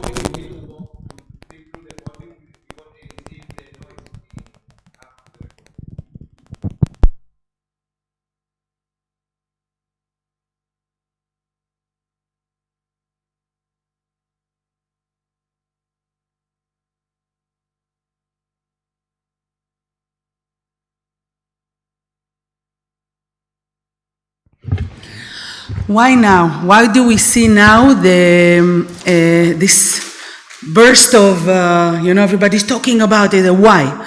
First of all, because AI started after Second World War, with the translation, with the Enigma, with all these projects. This is where it started. I was in Bell Labs during the 90s, and I can tell you that we didn't call it artificial intelligence, we call it statistics, but there was a lot of data, statistics, and we work with that. Now technology is pretty much mature. It's better and better all the time, but it's fast, relatively reliable for narrow AI especially, okay? And okay, we can start to trust it. It's trustable. Also, anyone here did not use ChatGPT ever in his life? Okay, you should. Before your students do it before you. And we we should train for it. But very simple UI. It's very simple. So you don't need to be a developer. You don't need to be someone who knows to code. You just write a prompt. Okay, you need to know how to write a prompt, but nevertheless, it's very intuitive. So you can start, and there is a very short learning curve. Generation Z and naive users are willing to adapt. They're willing, the kids today, they don't care. They are willing to adapt. They don't think a lot about this. It's given, okay, we're going to use it. It increases the adaptation. And the Google search engine that we so love and care for is not enough for them anymore. They don't want just a list of links. They want served, like the food, served. Okay, give me the articles. I don't want to just read for me the articles, summarize it for me, and give me. It doesn't matter that maybe ChatGPT can be wrong and give them the wrong article that were never written and the wrong summary. But okay, that's the situation we are in. And I don't know if you know this site. This is a site called thereisanaIforthat.com. That's the reaction I wanted. Thank you. And this site, you don't even have to remember, thereisanaIforthat.com. Okay? Everything that you want, you can find there. Any tool that you want for any purpose, you can find there. This is how serious we are. Okay, let's talk about ethics. What is ethics? Values. What is values? Thank you. The moral compass. Moral compass. You know the trolley problem? A trolley problem during the 60s, I think it was, presented completely nothing to do with the cars or trains. It has to do with the question, the trolley going, and if it goes straight, it will what? It will hit 5 people. You see? The trolley goes straight. There is a person here. If it pushes the stick, the trolley will go to another path, and what will happen? Only one person will be hurt. What should be done? That's the ethical question. What should be done? Who has answered this question until No, now? this is a discussion, meaning there are consequences to both cases. If he doesn't do anything, the less. Yes, the only problem is that in the first case where 5 people are hurt, he is not involved.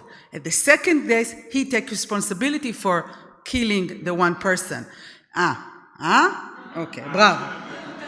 Okay, so this is, now, why do I present that? This is not a lesson in ethics, but when this problem was given, I have half an hour more, I have a clock here. When this problem was given, nobody thought about autonomous cars. Nobody thought about flying helicopters to deliver for Amazon. So this question was completely theoretical, okay? Now, we actually need to answer this. We actually need to ask the developer to make a decision what to do. And that's where ethics meets technology. It's not philosophical that we drink something and we talk about and, you know, okay. This is becoming an actual part of our professional life. And that's where ethics, so it's a moral philosophy, it's a branch of philosophy, involves, systematic definition and recommendation of concept, right and wrong. What's right and wrong here? We don't know what's right and wrong here. Because what is wrong for you or right for you, okay. So you got that. And there is an involvement of ethics where ethics is a philosophy, but then ethics of technology is something a little different. And then when we talk about machine and robot ethics, machine and robot ethics, we get into another area, okay, in artificial intelligence. And remember singularity? Remember Ray Kurzweil, who said we will become, what will be the difference between? Where is the ethics there, okay? So I will leave you with a lot of questions, not many answers, a lot of questions for that. Why AI is a gray area in terms of ethics? Because there is lack of transparency. The whole algorithms of AI, the way they work, is deep learning, which means everything is hidden. So you don't really see the steps. You see the input and you see the output. You don't know what's going on in the middle. Because of that, you can explain, okay, there is a new area called explainable AI, but still in general, you don't know what's inside. So whatever you put in, there is a lack of transparency. Now there is demand, as you said in your lecture, for transparency. Also, easily with ChatGPT or other machines, I can create fake news. And once I created fake news, it will continue and put into the data, okay? Not to talk about bias, discrimination, which again, we have a social problem. We are biased and discriminating, but this is also going into the future machine. It's human influencing machines now, okay? And a new situation that the machine never saw and never had data, doesn't know how to handle. I will give you a practical example from autonomous machines, autonomous cars, that you plan everything, the angle of the sun. There was an accident a few years ago, and one of the scientists died, and they said, what happened? The behavior of the car was weird because the sun hit the bumper in an angle that they did not foresee. And then it behaved. So you need to account for all the cases. What about the cases you don't know or new things that come up? Okay, so this is a gray area which we are now starting to discuss together with what we said yesterday about regulation and government involvement. So here we go to ethics and regulation. We talked about the bias, maybe robot-like animals will have rights. There are rules against killing animals, for example. What about rules against killing robots, dismantling them? Oh, I'm just putting it. Threats to human dignity, life. What if a robot hits me? What if an autonomous car hits me? Who is to blame? The developer, the owner of the car, the company, the government, the road manufacturer, the road. Who is the contractor? Who? The sun? Yes, I don't blame, Okay, let's not continue up. Weaponization of AI, I will show you a picture. Regulation.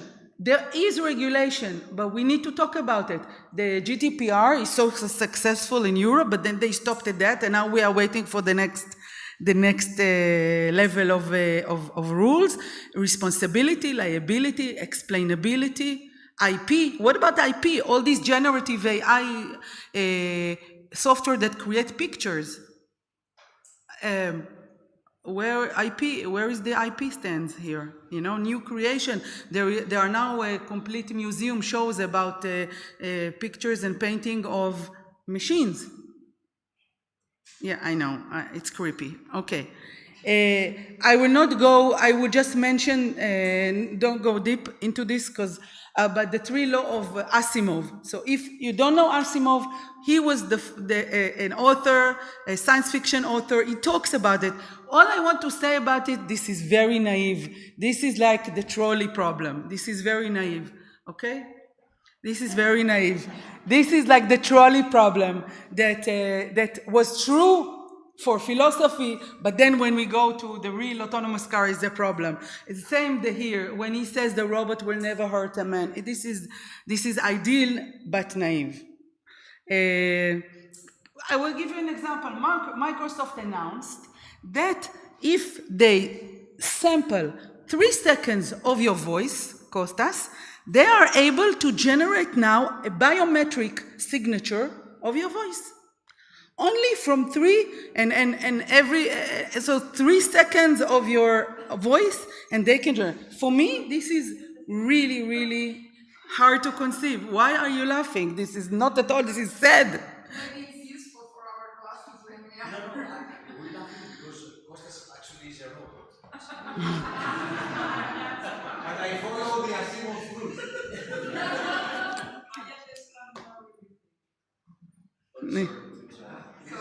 What I want to show you is the easy.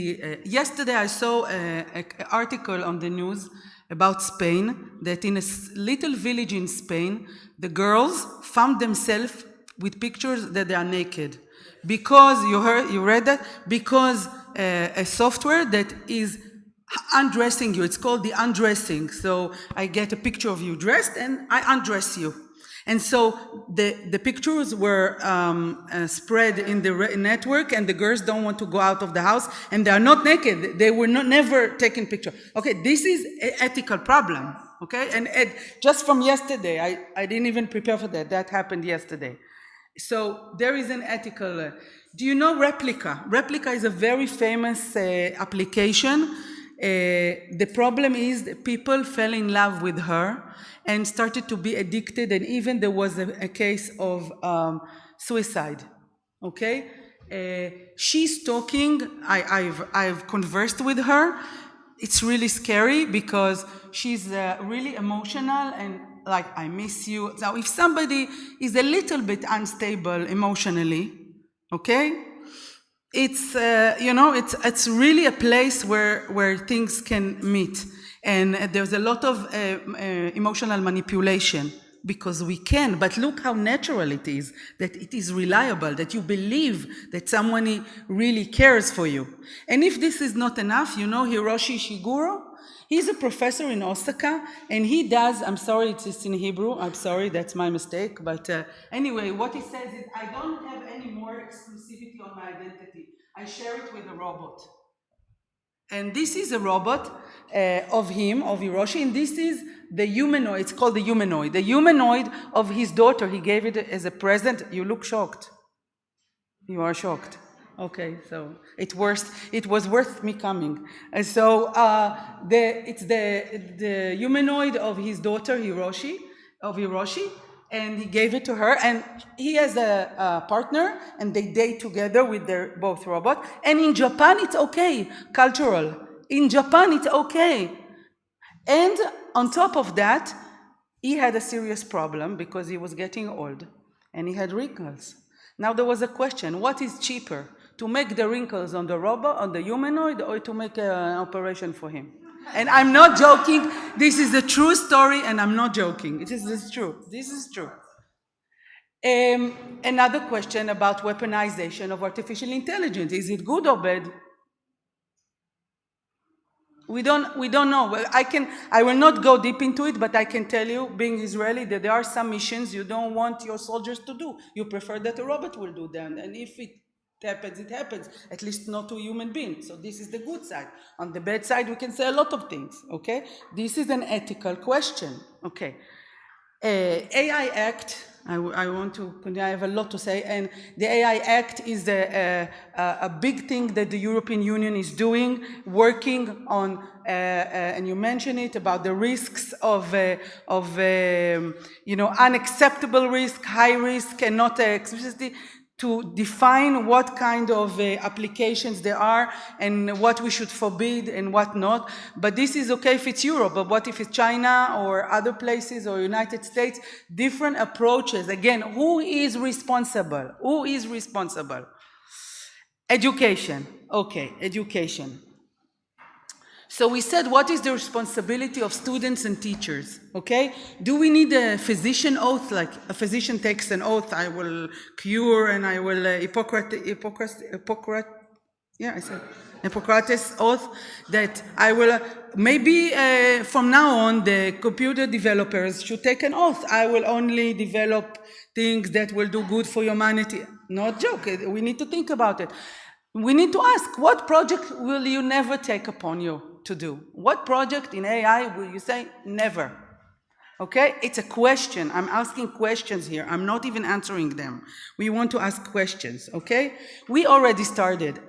In HIT, in Holon, where I come from, the president said each faculty will come up with its own ethical code for the students. Why separately, okay, under the same guidance, but why separately? Because in each department there are a little bit different formats of learning, and in my department, the multidisciplinary school, we have actually established an ethical code that fits us. For example, for the teachers separately and for the students. So the teachers are also using tools in order to do their presentation, and it's fine, it's okay, as long as you say. First of all, you have to say. And we ask the student, you can use things, but you have to say that you're using them. You have to write it as a bibliography. And also, give us the prompt that you used, because we want to collect the information and to make conclusions. So they are allowed to use it, but they need to talk about it. So is it okay to use? This is, remember I said the challenge, the change, the challenge, and the plan. This is the plan. This is the plan. It's okay to use it if you decide that it's okay, but should they inform us about the use of their tool? We think that it is reasonable and acceptable to ask for them to report, because then we can monitor also the tools that they are using, and we can monitor also the success and how it goes, and we can see the development within time. And the students take liability and responsibility on what they are doing. So this is very important. But we need to set the borders. We need to set the rules. Okay? We need to the problems that you will encounter, if you haven't encountered yet, is not the students, it's the teachers. Because now we take them out of the comfort zone. And they need to learn things that are new to them. And that sometimes, even if it's not, even if I tell you, it's nothing, you go in 5 minutes, still there is a barrier. Still there is an emotional, cultural barrier. I know what I'm doing this for 20 years, now you're going to teach me new things. But that's it. That's life, okay? So we need to work with inclusion, and there are different levels of technological savvy between people, so we need to know how to bridge the gap within students and within the teachers. But we need to raise the awareness of the value, because I believe that there are people here who don't know how valuable it could be for them, how more quickly they can do things. I also use it sometimes, but only if you know the material. So I use it, for example, to organize for me some presentation, but I know the material, I just want the organization, and it works well, and it saves me time, and it focuses me on what I need to do and where my knowledge is, and not the peripheral things, okay? So that's very important. There is the old approach and the new approach, and that's maybe the most important slide. We need to change the way we consume data. Data to give data to the students will not work anymore. That's it. It will not work anymore. They can get the data anywhere. We have to give them new knowledge, and we have to show them that this is new, that this is valuable. Okay, the power of skill. I know you love this. The power of skills. It's no longer about a profession. It's about the skills that you have. A profession, yes, but there are different levels, the theoretical level, but you also need to have skills, very basic skills. One of them is also creativity. One of them is critical thinking. So I give you an example of a project that in data science, that I cannot check if who programmed what, if they use the machine to program. There's no way I can check it. Even if there are software like this, I don't want to do that. But I give them a project. Please compare something that you can do by yourself with the AI tool and show me the difference. All of a sudden, they don't have to cheat. They do it like this, they do it like this, and they do critical thinking. And this way, I know that they are good. I know that they will be good. And they will also, it will raise the awareness of what is possible and what, so critical thinking and research is the new approach. So we need to discuss We need to discuss this disruption. We need to own it. We need to see the opportunity to better understand how we could leverage AI for the new age education. And this is not a slogan. If we really invest time, and by the way, you don't need to know all the tools. You need to find the 2-3 tools that are good for you and work with them. And then to be aware, maybe make a departmental workshop, invite a speaker that have used that, show a project of the students will teach you better than you teach yourself. So give them the opportunity to do that. Give them the opportunity to do that. Don't be afraid. So I'm going back to the triangle, okay? I'm going back to the triangle. We had technology that is here to stay, is the AI. We had the ethics that is also changed in relation to technology. We had the education system that is going through a turmoil, and definitely needs to look at itself in the mirror and says how we are going to handle things from now on. And the three is working together, but we need to own it, to embrace it, and to plan. If you do it calmly and not with the pressure and the stress that, and you even involve the students in that, maybe put the students on the committee, make a committee for AI, put the students in the committee of AI, get an ethical code that the students also agree for. That will make the ambience a little bit more relaxed, and you will think more positively about the process. Tomorrow, I will show you something that is not connected to AI, but is connected to the multidisciplinary school. But for me, it's the same. It's how we embrace the new things that come up to us, and we say, okay, this is a fact now. How do we manage this? So it's to own it and not to let it manage you. And because if it manages you, then it's duress, it's stress, it's panic, it's all that. No, and to remember that when you work as a team, each one brings maybe also his fears and anxieties, but also its advantages. That's it. Thank you.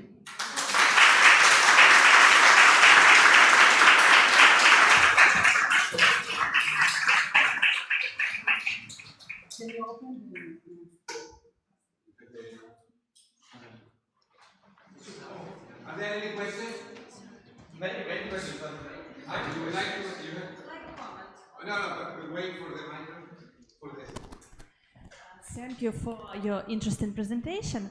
I have a little comment because I think that you know about situation in Ukraine, and sometimes on a Facebook you can see a lot of different photos which are made by AI. And some experts in Ukraine ask us, don't share these photos because it's like we Ukrainians, it's like we are not honest. That's why I think that it's very important to spread knowledge about fakes in social media and about the photos, how we can understand, is it made by AI or is it realistic photo, not only for students and academic staff, but I think to all society. I think it's very important now. Thank you. Fake news exists for several years already. It's not starting now. Now the images, okay, for the past 2 years, we have also the images, not only the text, but the text exists. And we need to be responsible, and we need to demand that companies like Microsoft, Facebook and all that will also take responsibility. There is a whole discussion of Twitter where they now allowed everyone to say whatever they want. So this will not come from, people will create whatever. This is who we are. We create good things and bad things. I don't think we can change humanity, but we can ask that these companies take responsibility for what is being published, and they have the means to check. You as a person don't have the means to check if it's fake or not, but as a company, as a conglomerate who control it, they have the means, and we need to demand. Who can demand? Either the government or that it creates a social crisis. They brought Facebook to the Senate. They brought, there are things that been done. So this is where your solution is coming from, in my opinion. Yes.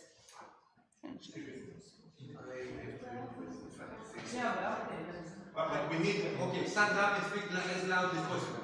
If you can say just where you are from, that will be very important. We are from Lithuania. It's so interesting that I changed something in study process, like study regulation.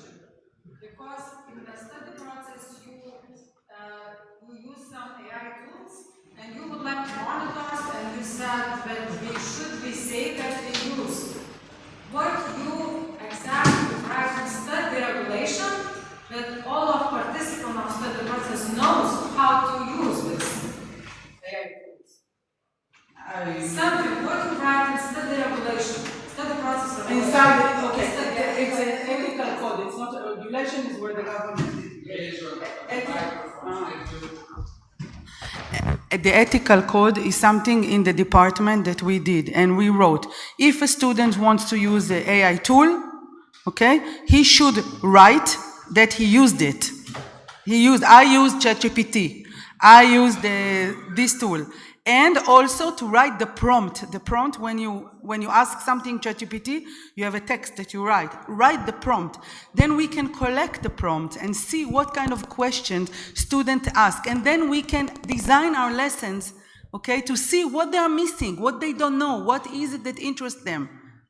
It's a source of valuable information for us as teachers. What is it that they don't know how to do? If they just do the design of the PowerPoint, this is one thing. If they don't know how to look for articles, it's another thing. If they want the articles to be summarized for them, it's another thing. You understand? There are different tasks you can do. Yeah, yes. Yeah.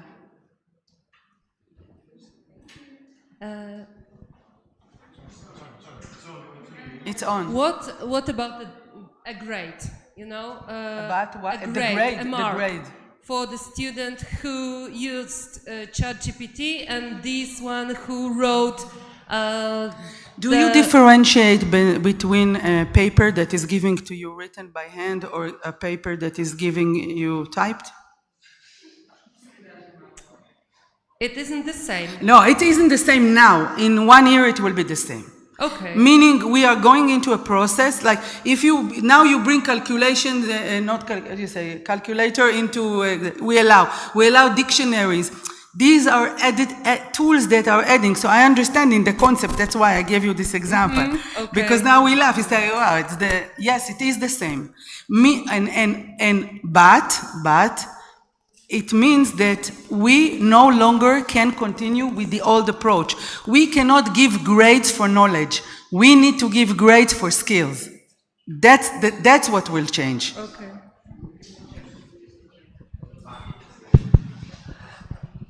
Thank you, Nava, for this wonderful presentation. It was really amazing.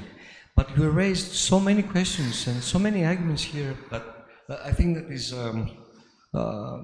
universal, global. It's a so big issue, this artificial intelligence, and how we, the humans, right now, professors, educators, whoever is really can adapt, and really the basic use of these tools, because there are so many, it's going so fast, so things are changing very, very fast. And for me, the main problem is that we cannot even measure the changes.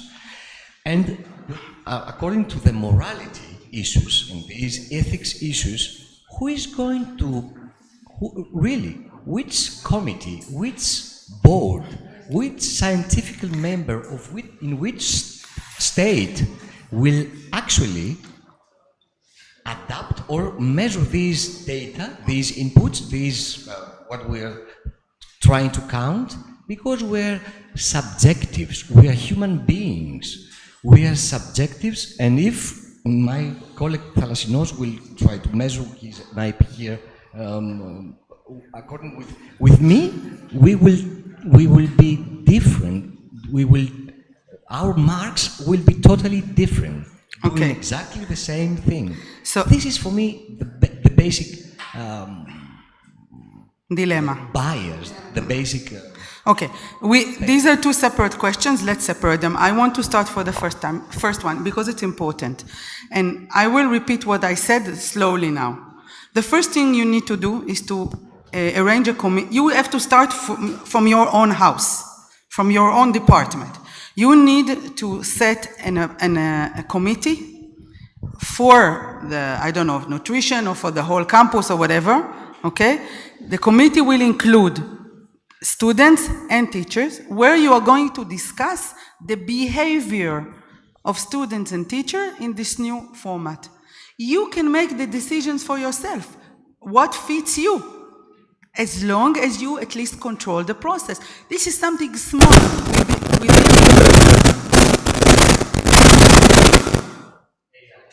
This is something small within your department. You don't need to ask anyone. You can start with that. There are students here. Students can ask you honest questions. Will you answer honestly? They're students, right? Young, I see young. Okay, thank you. Do you use any of the AI tools, ChatGPT? Okay. For what? No, give me an example of something you use. Who wrote your speech the other day in the museum?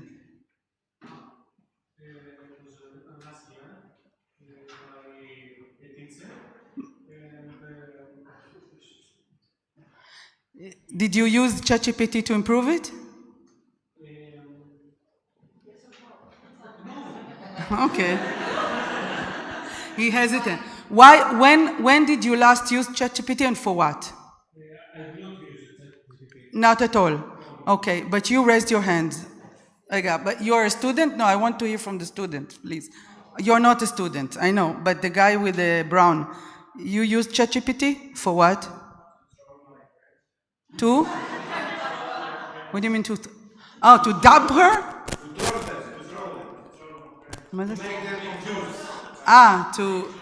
To make jokes. It sounded to me like to throw someone. I thought he dumped his girlfriend. But okay. Okay.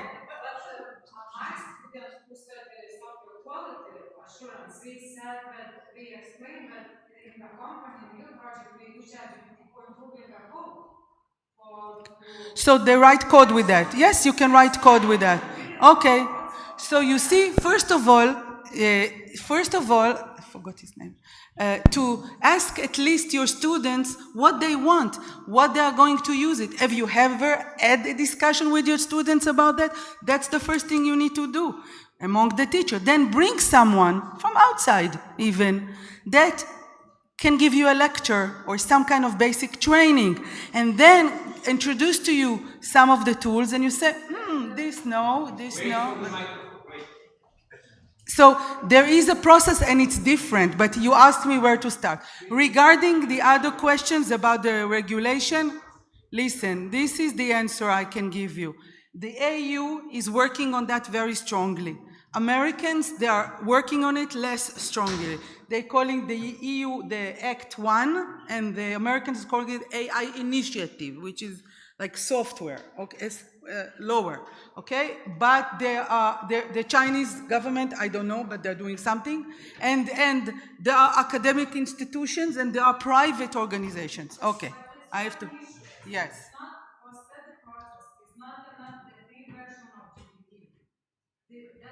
That what? I'm sorry.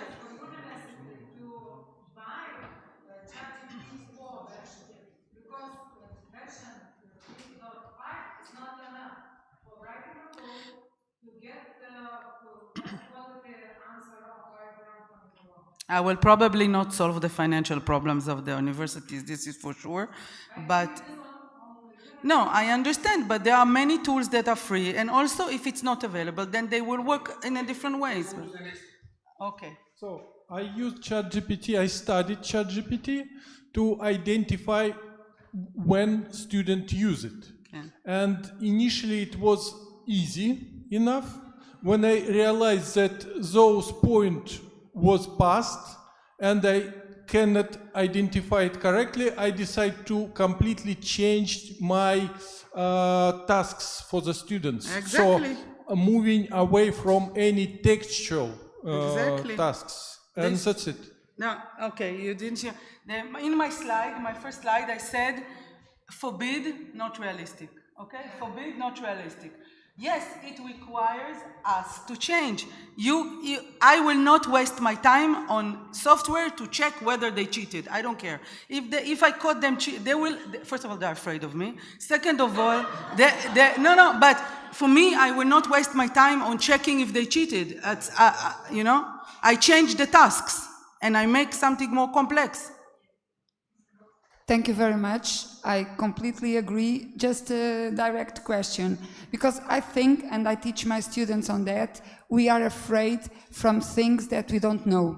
That's the point. So I want to use it. I learn more from them that they learn from me, because I don't know nothing. I just chat, and I use ChatGPT also, and I put things and ask them if they can find the difference between one thing written by me or by ChatGPT.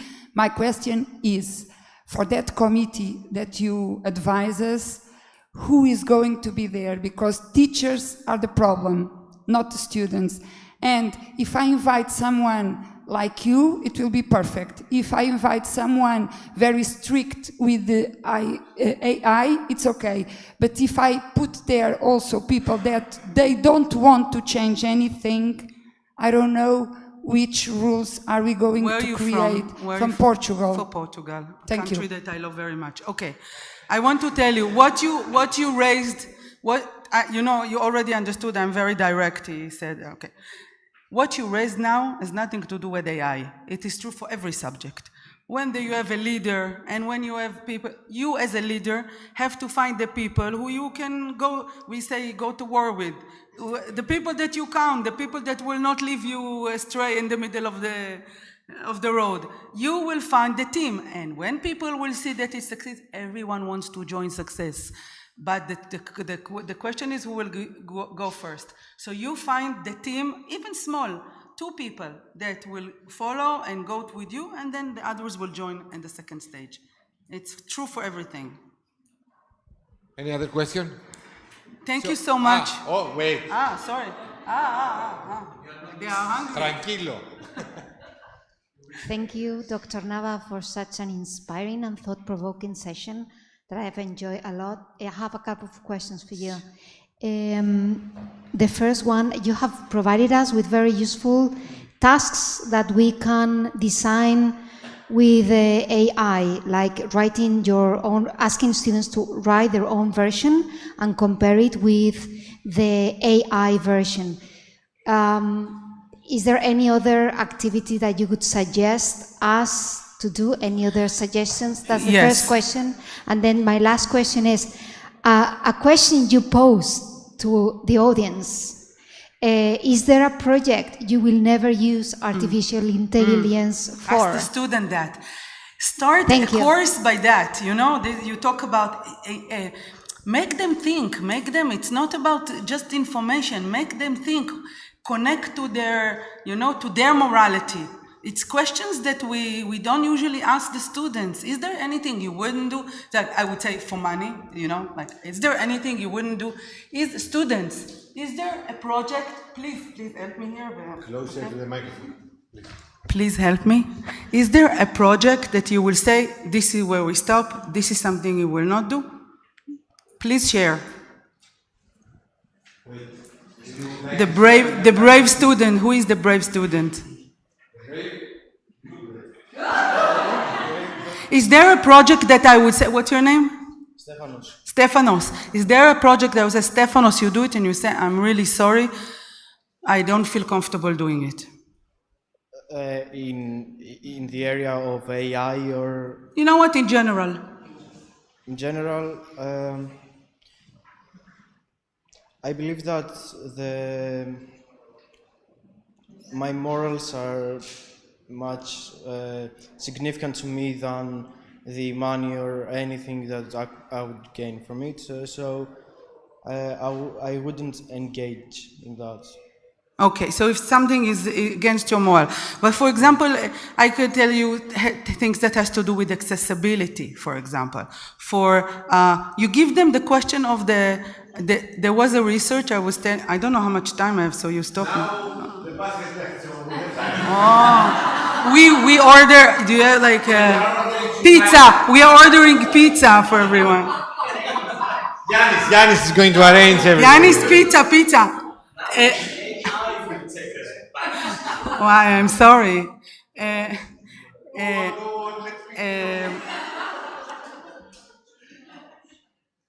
have to concentrate. Anyhow, I will tell you something. More questions can be asked on the 13th of October. You are going to participate in this roundtable discussion. She is going to be there. You are going to have more questions than you are going to ask. Thank you. Thank you very much. And now, all the orders to Yanis. I'm here until Saturday. Yeah, you can have it outside the house.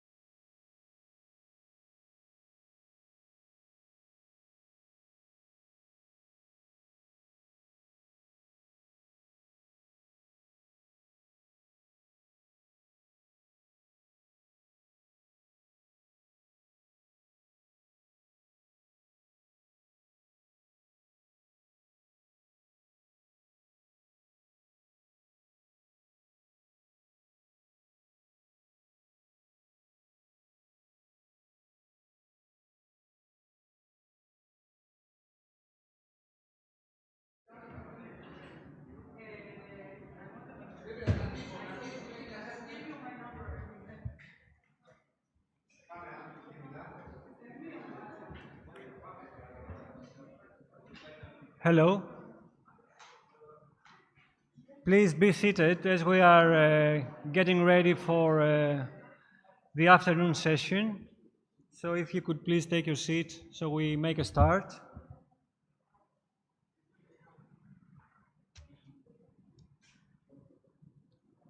Thank you. So I would like to introduce our speaker for this afternoon session. Our speaker for this session is Dr. Panagiotis Benos, who is a professor at the University of Florida, USA. He is a team leader, leading an interdisciplinary team, which is focusing in trying to tackle important questions in systems medicine. And his main research theme is to try and identify risk factors and mechanisms affecting aging and contributing to the onset and progression of non-communicable chronic diseases such as cancer. And the title of his presentation for today is The Use of Causal Modeling in Multiscale Medical Research with a special application to lung diseasement in dietetics. Hello, Dr. Benos, can you hear us from here, from Greece? Hi. Hi, everybody. Yeah, there was a typo on the program, so the title will be Application to Lung Disease. So, hi, everybody. I hope you hear me okay. We can hear you very well. Apologies for this mistake. No, it's okay. It's okay. So, hi, everybody. Sorry, I was not able to be there. I was on a different meeting.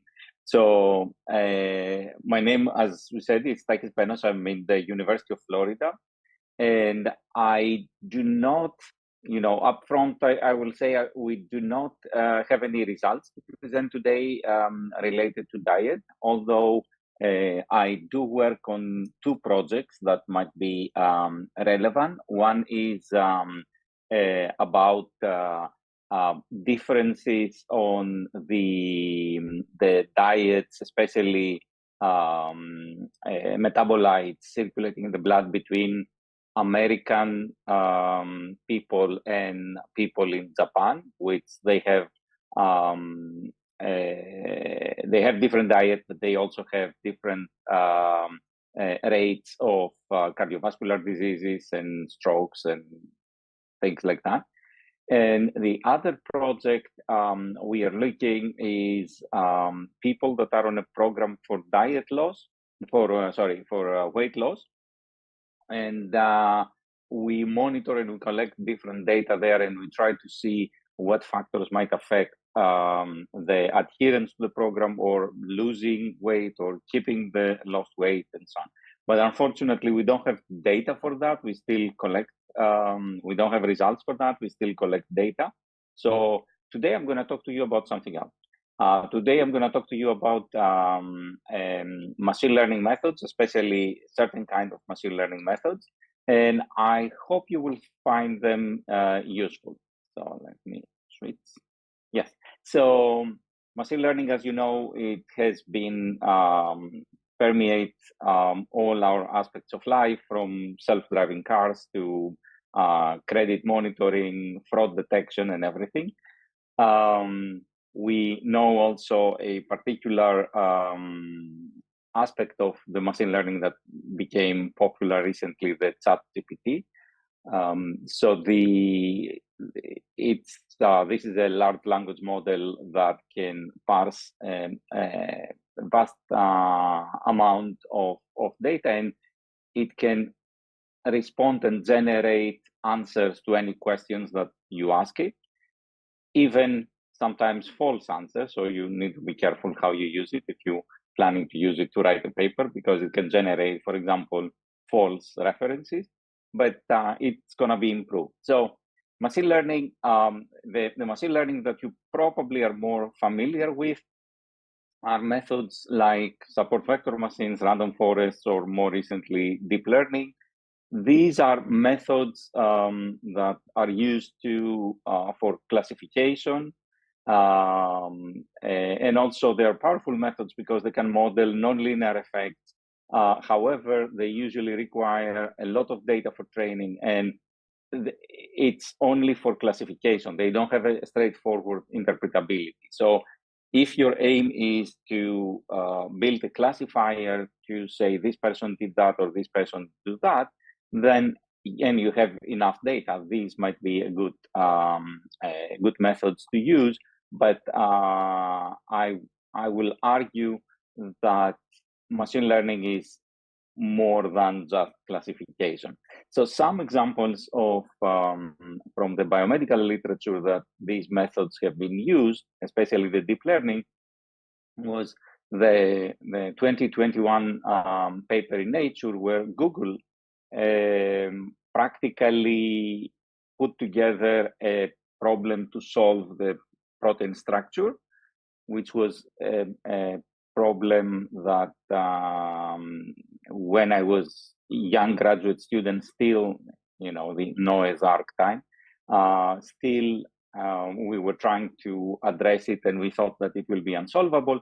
And not only their method did better than the others, but the second best is really, you see, that was really, really slow. So I have colleagues that they were structural biologists, and practically they were happy on one side because the problem was solved, not so happy on the other side because there was not much that they could do when in their research regarding the protein structure solving.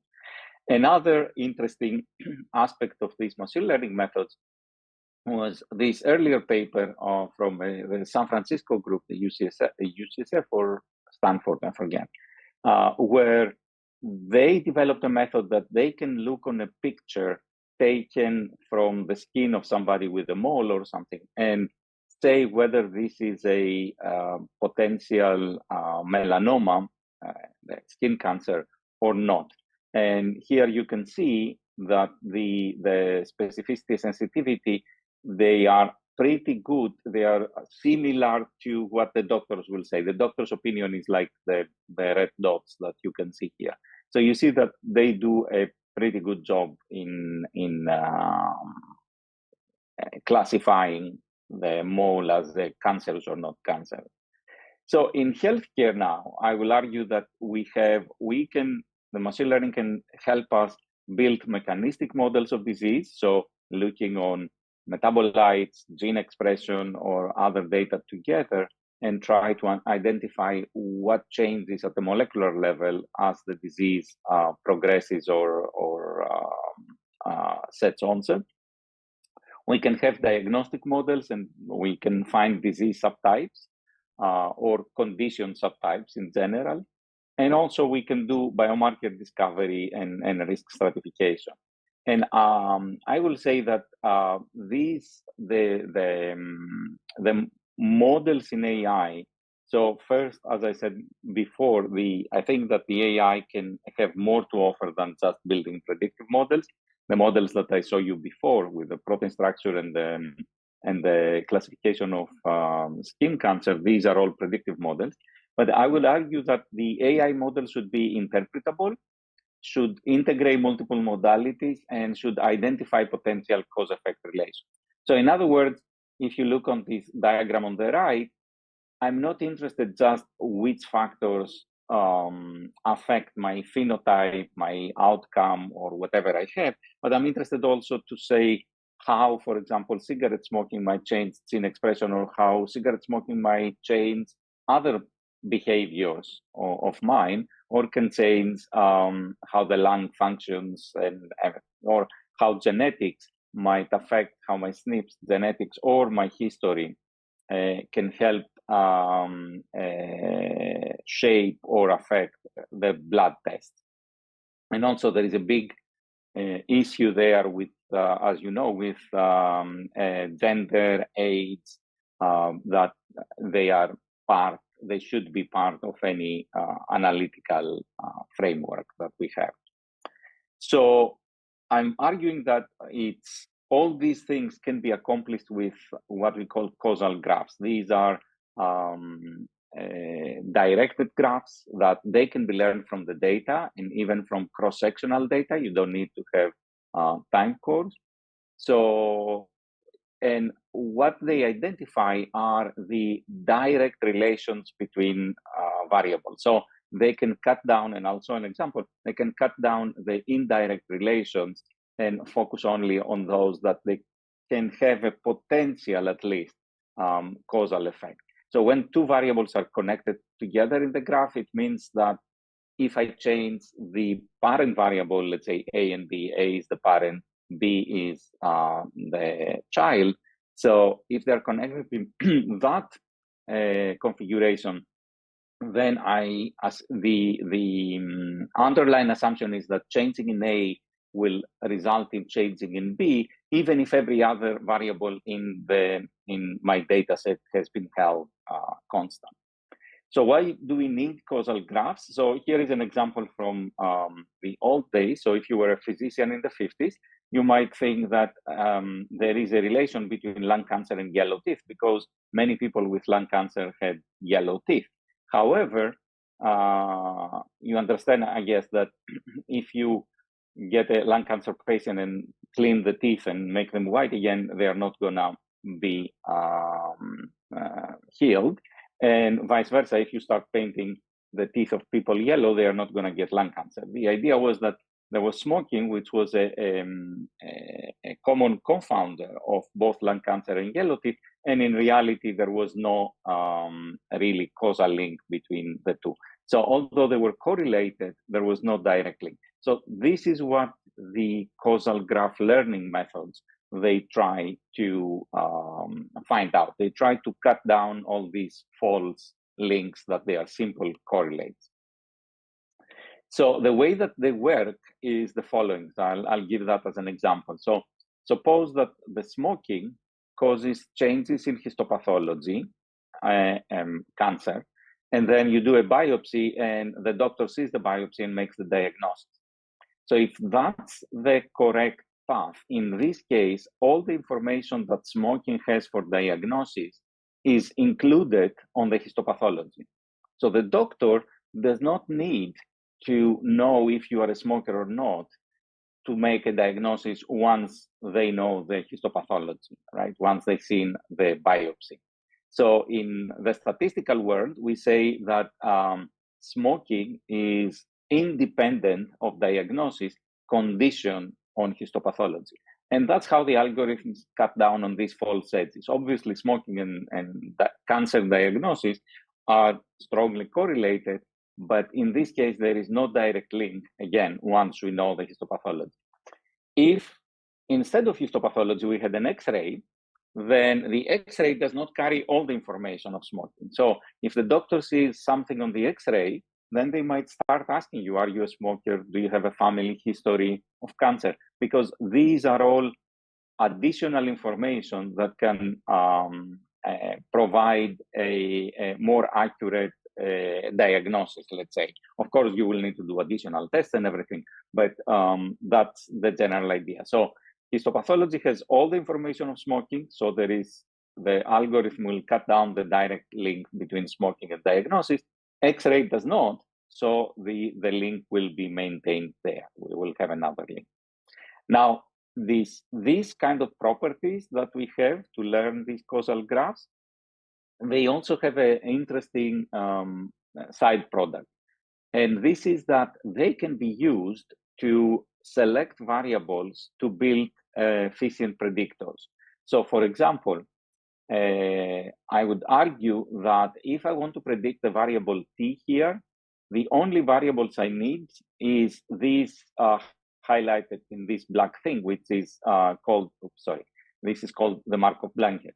So, and the reason is the following. So based on this property that we talked about, smoking, histopathology, and diagnosis, you see that the information of y for t is all included in the w.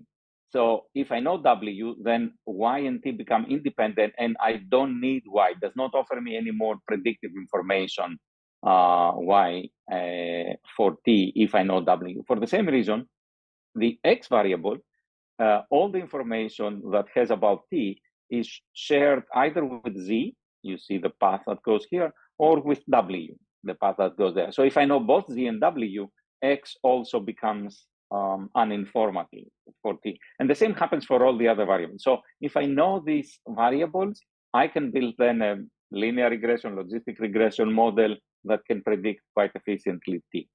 So this is more efficient than the classical lasso regression that you might have used, because it usually has the same predictive ability with much fewer variables.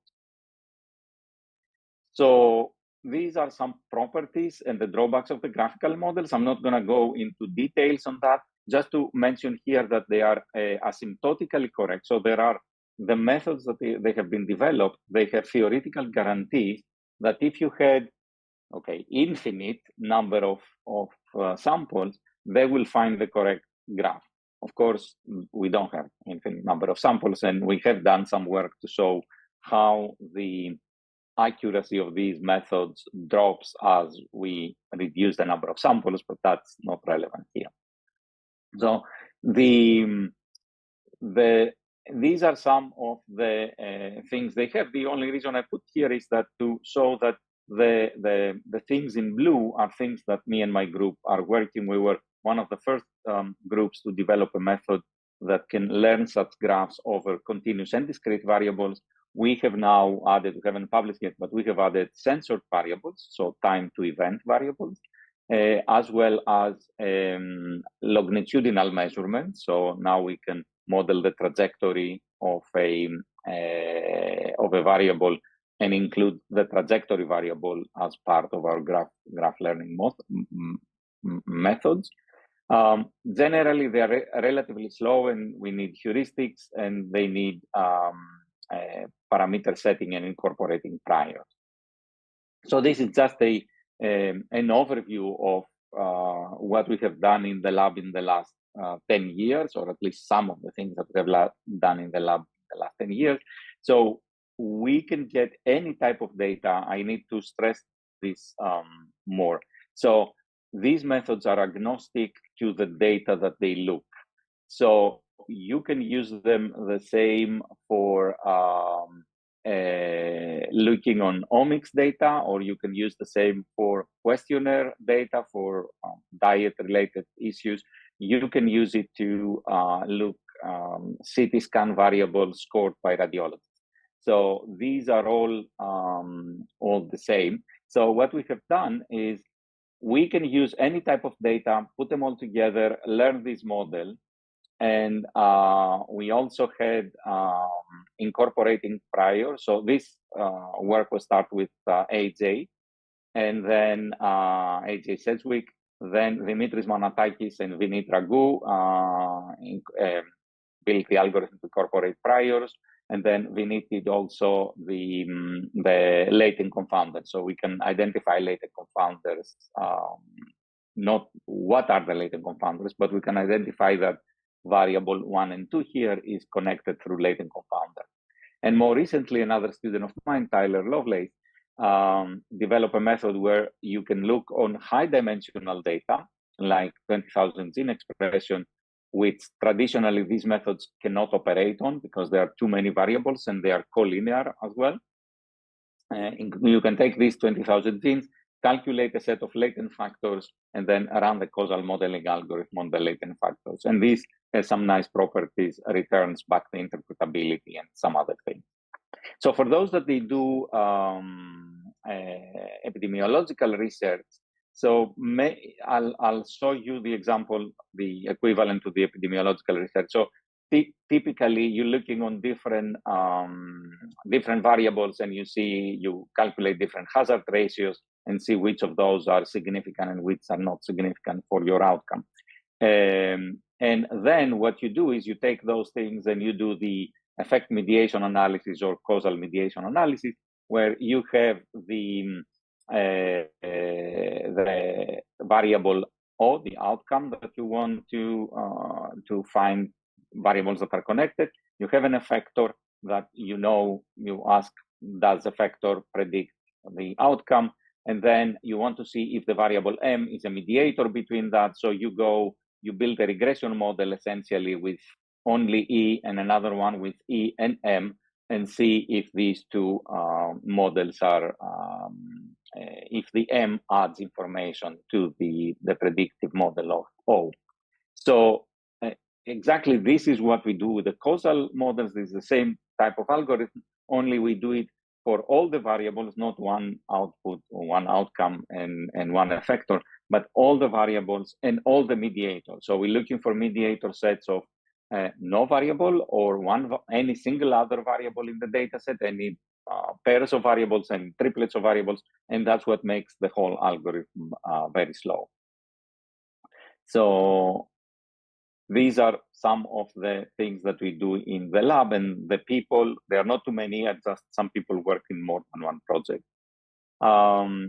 So why I prefer to use causal graphs over standard machine learning.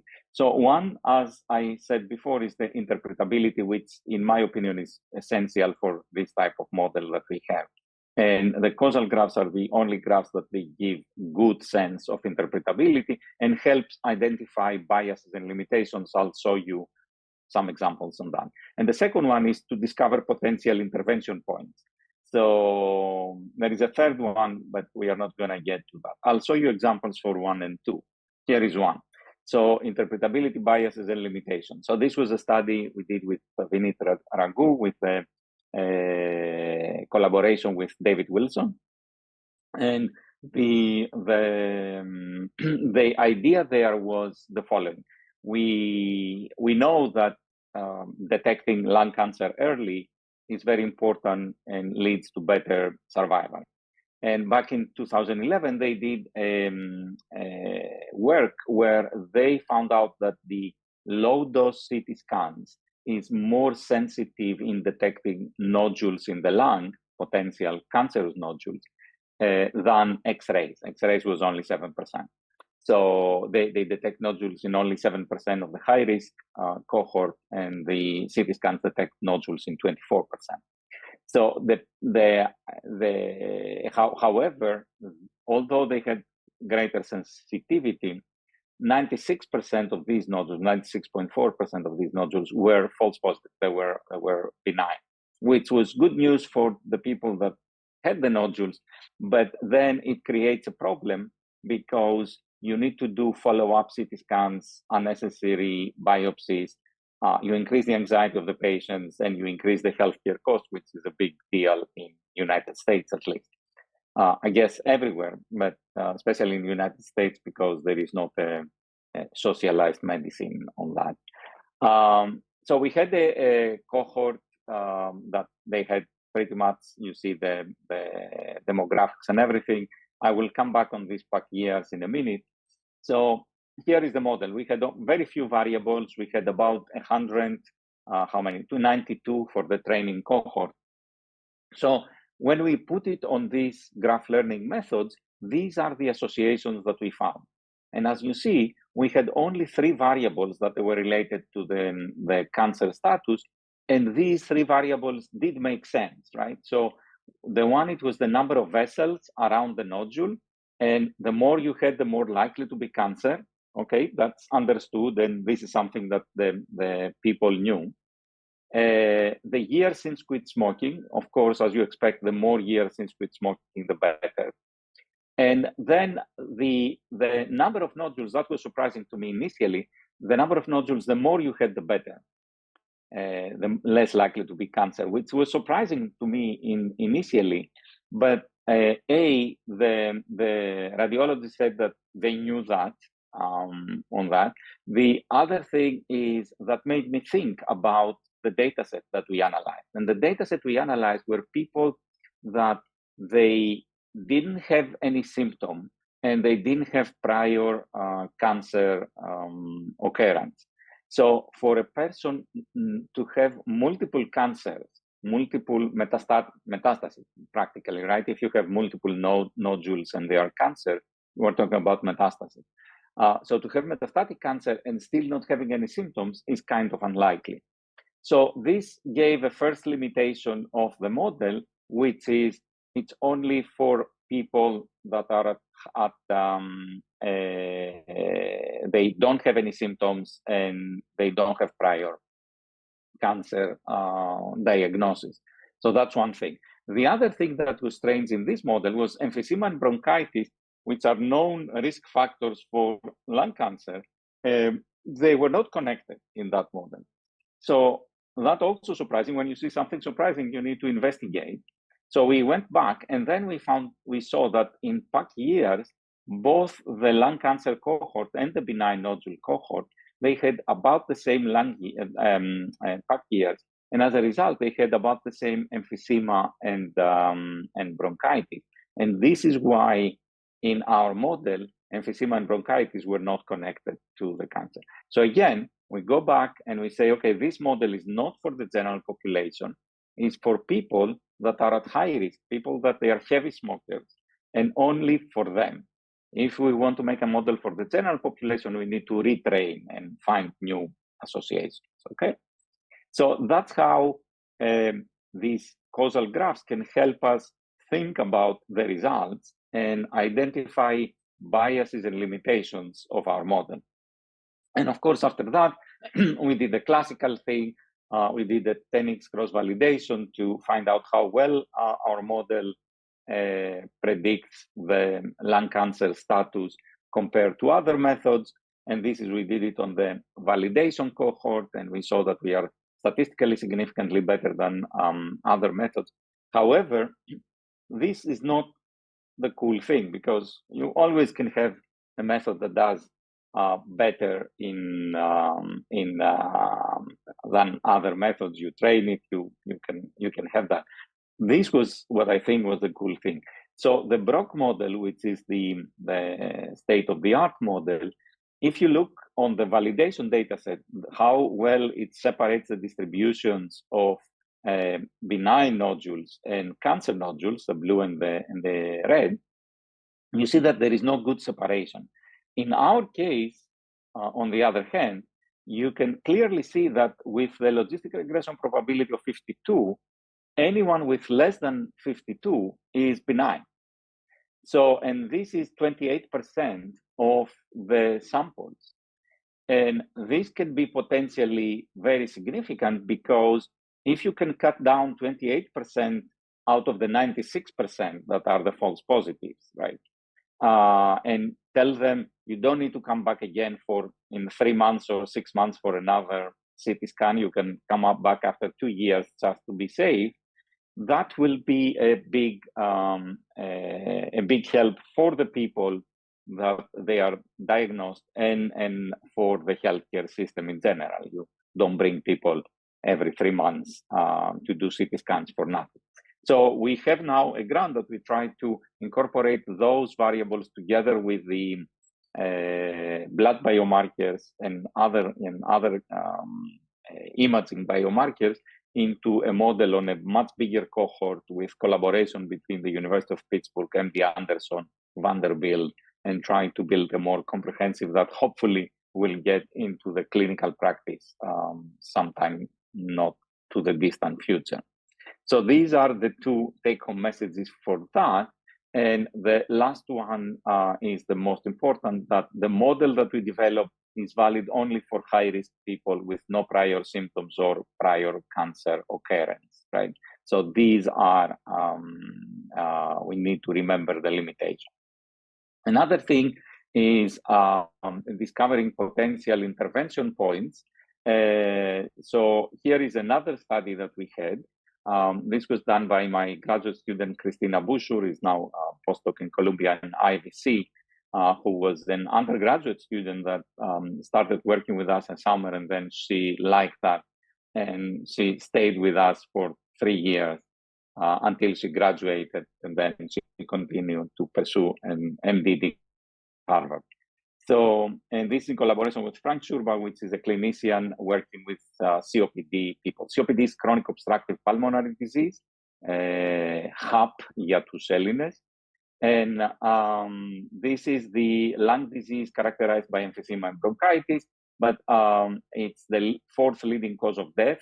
And the most significant risk factors are smoking and chemical exposure to smoking and chemical hazards.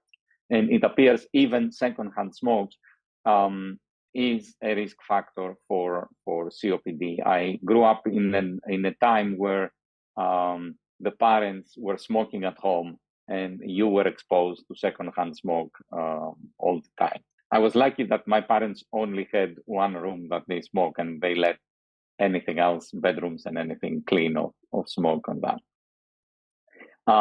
So this is a data set that Dr. Frank Schurba had collected, had about 385 subjects that they completed both the baseline visit and the 2-year follow-up. And he had gotten a number of data, demographics, spirometry. Spirometry is measuring how well you can breathe. Mainly, they measure how much air you exhale in 1 second, and in liters or milliliters, but also how much air you exhale in 1 second with respect to, or what % of your total air exhale you can exhale in 1 second. So the severity of the disease is measured by the first part, how much air you exhale in 1 second in milliliters, normalized for your sex and height and race and age. As we age, we lose breathing capability, whether we like it or not. So we put all the baseline variables in the model, and we try to find associations between them. But in the same model, we also put one variable that was how much your lung function declines in these 2-year visits, right? So, and of course, we identified a lot of associations. This is what I want to call the ridiculum, because, you know, after the transcriptome and the proteome and so on, this is really, you cannot do much with that. There were 300 variables there.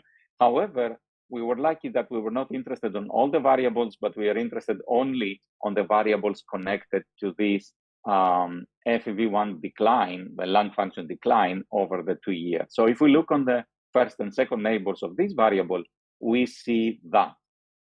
So this one, it gives us already some interesting things. So out of all the variables that they are measured during spirometry, I mentioned to you only 2, the FEV1 and the FEV1 over FVC. There are also other variables. The algorithm only picked 4 as the most directly related to lung function decline. And these do make sense. I'm not going to go through all of them, but for example, this one is how much you can improve your breathing, your exhaling in 1 second, if you take drugs that they do bronchodilation. So this is FEV1 is the delta before and after bronchodilator. And this shows how reversible is the condition that you are. And this obviously affects the future lung function decline. Also, being a smoker was directly related to that, as we would expect. But there were some other things that we didn't expect that much, or we didn't know, actually. So one is if you have a gastroesophageal reflex disease, right? So this seems to be directly linked on how well you will do 2 years from now.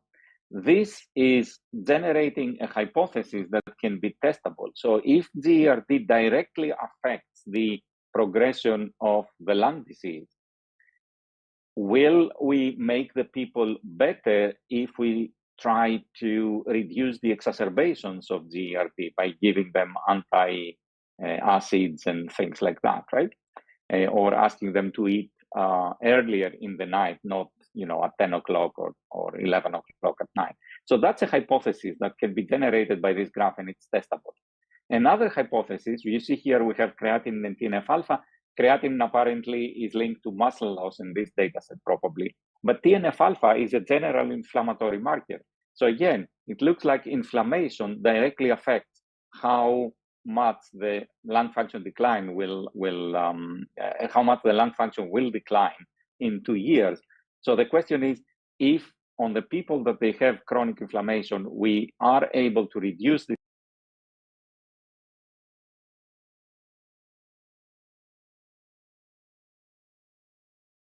So that's the other advantage of these models. Let's see how it do. Okay, so we are 7:48, so I'm gonna skip the next session I had prepared because I'd like to leave also some time for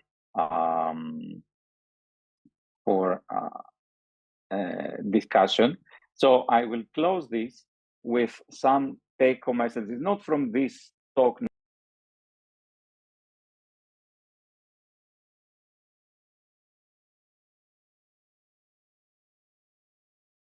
Mechanistic model. So here are it's kind of you know, the wisdom, if you want that I can say. So first of all, data quality and selection of the most appropriate variables is very, very, very important. We in the group we spend much more time in cleaning up data set and bring them into the state where we can analyze it than actually do the analysis. Actually, the analysis, running the analysis will take from few hours to 1 or 2 days. But looking at the data set and making it right, it might take weeks, and it actually requires also a lot of back and forth with the domain experts. I'm strong opponent, or I'm strong advocate of having a constant communication with the domain experts. I don't believe that you give us your data, we will put it in the machine and we will give you the God's truth. So second one, deriving a model is not the end goal of us modelers. This is just the beginning. And it's crucially to re-examine the models, identify potential biases and limitations, and refine the models as needed.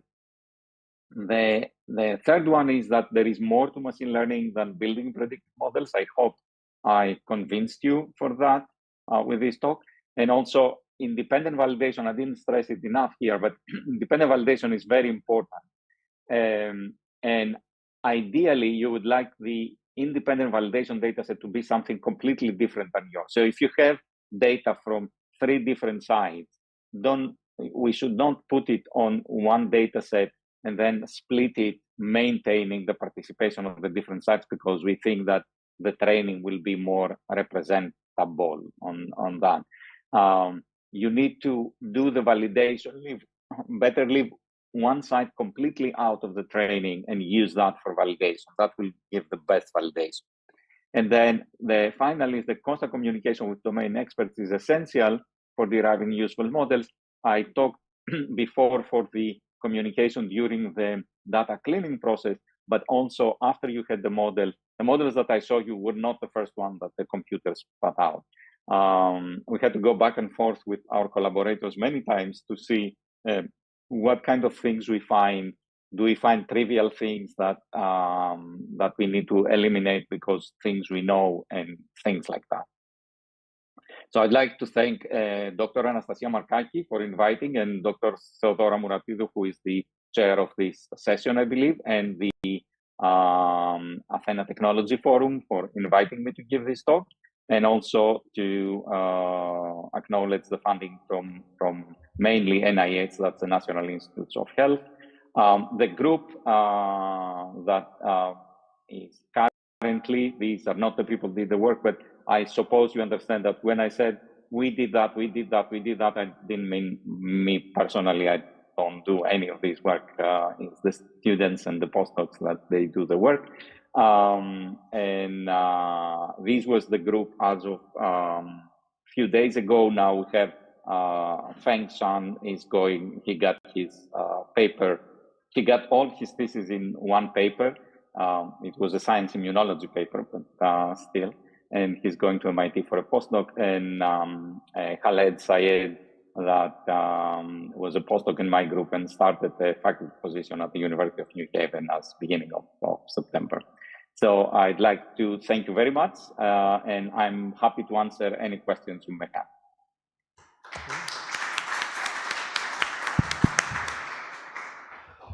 Thank you very much, Professor Benos, for a very informative presentation of your work. And also, may I also say that it was spot on time, very well timed presentation. So we have about 6 minutes to allow for questions or discussion. So we have a first question from the audience. Sure. Thanks. Of course, of course. So thank you, Dr. Benos, for the nice, very interesting presentation. With my team, I'm working on integration of multi-omic data. We use different techniques like weight correlation analysis or sparse generalized canonical correlation analysis. I was wondering about reverse causation. Can you please explain how? So what do you mean? Yes, let's say we so have. What do you mean by reverse causation? Yes, let's say that we have lung cancer patients, and they have reported that they quit smoking because a doctor told them. Then we want to, let's say, examine as secondary prevention, progression of after applying therapies, the progression. So you add in the machine learning model this parameter, so smoking. So how are you dealing with this? Is my question, the reverse causation.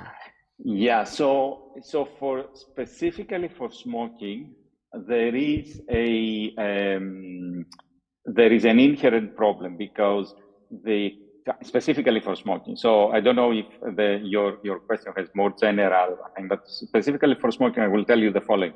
So in the COPD case, we have a cohort of 10,000 people, right? We have access to a cohort of 10,000 people. So the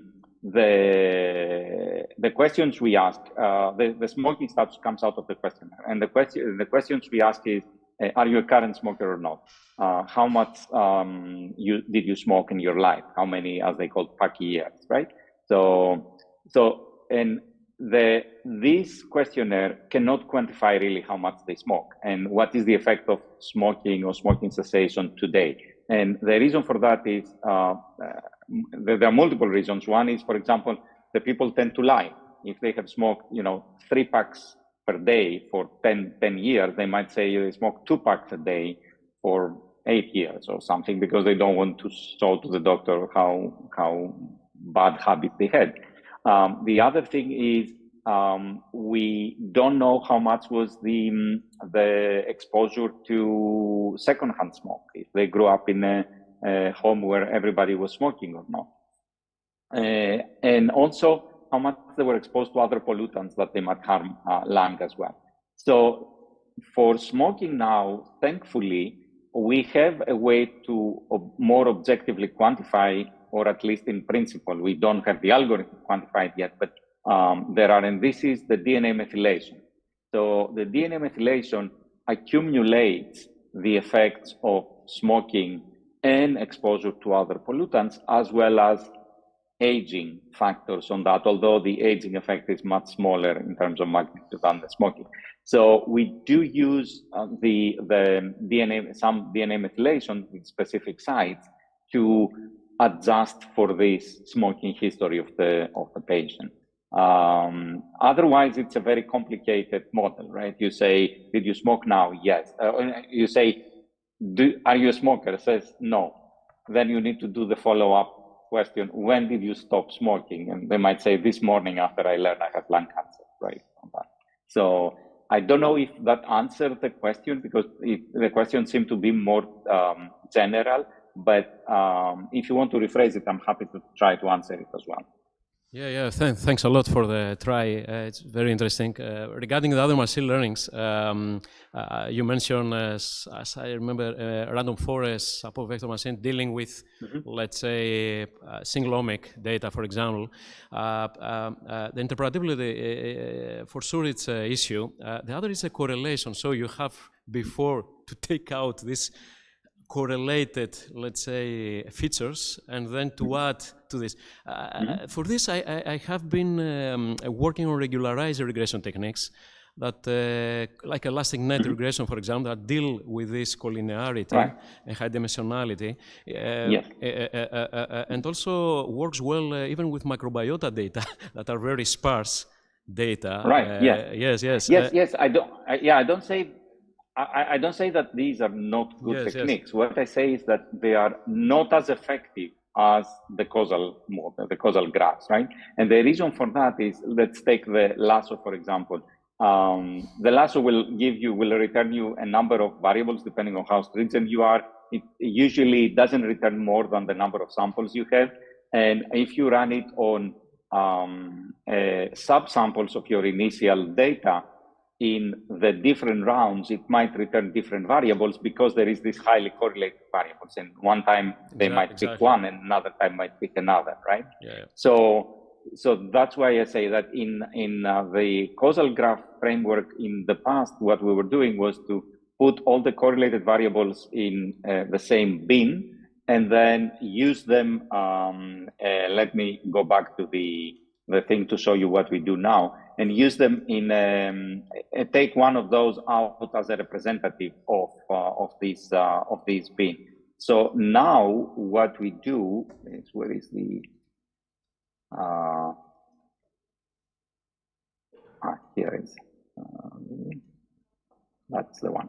So now what we do is the following: we look on the primary features and we make some kind of soft clustering. And the only requirement is that every cluster we have, it has two features that are unique, two or more features that are unique to this cluster. And then from this cluster, we calculate with some linear regression model the values of the latent factors. And now we can reduce significantly both the collinearity, because all the collinear features will be on the same cluster, hopefully, and also the high dimensionality, because you can go from 20,000 genes, let's say there, to only a couple of hundred of latent factors. And then you can run very efficient causal models on these latent factors on that, right? So in this way, we solve, as I said, both the collinearity and the high dimensional problem with two birds with one stone, okay, on that. Great, great. I will try to apply this. Do you need to standardize the levels before? Yes. So, yeah. So the one of the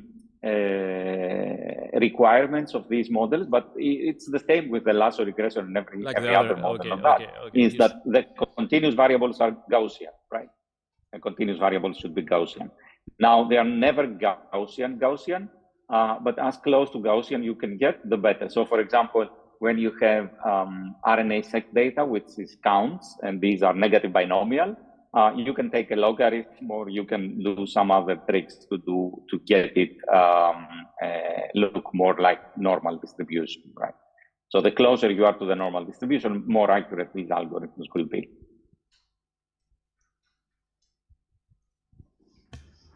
Okay, thank you very much. We have another question from the audience. Hello, Sure. thank you very much for this nice presentation. I would like to make a few questions more in order to get more information about what are you doing. Sure. I'm not in the field, so I will start with the most fundamental one. Is like, what are the patterns and the characteristics of a good prediction model? I mean, in order to do prediction models, for example, in education, you know, we should dictate and we should define some patterns for the students. The students, they should follow some pathways in order to help our prediction model, in order to be more reliable. And one of this is what you saw in one of your transparencies, Right. how the prediction model becomes more trustworthy. So according to your opinion, or in your case, what are the patterns? So I don't know if I will call them patterns, but in terms of whether a model is efficient or not, so there are certain measures, right, of efficiency, and that's what we try to do, right? The one that is widely used is the prediction recall. Practically, you try to see if you have, in the case of a binary output, right? In the case of a binary output that you try to measure whether a student will do well or not well on that, practically you have a cohort of students, you have the validation cohort, which is you don't use it in training, otherwise you bias your model. And after you select the features that you think they are the most informative for the outcome, you measure in the validation cohort how many of the true positives you can correctly predict how many of the true negatives, how many false positives you have, how many false negatives, and then you build these curves like the ones that I showed you before in the model, where ideally, like this one, right, or this one.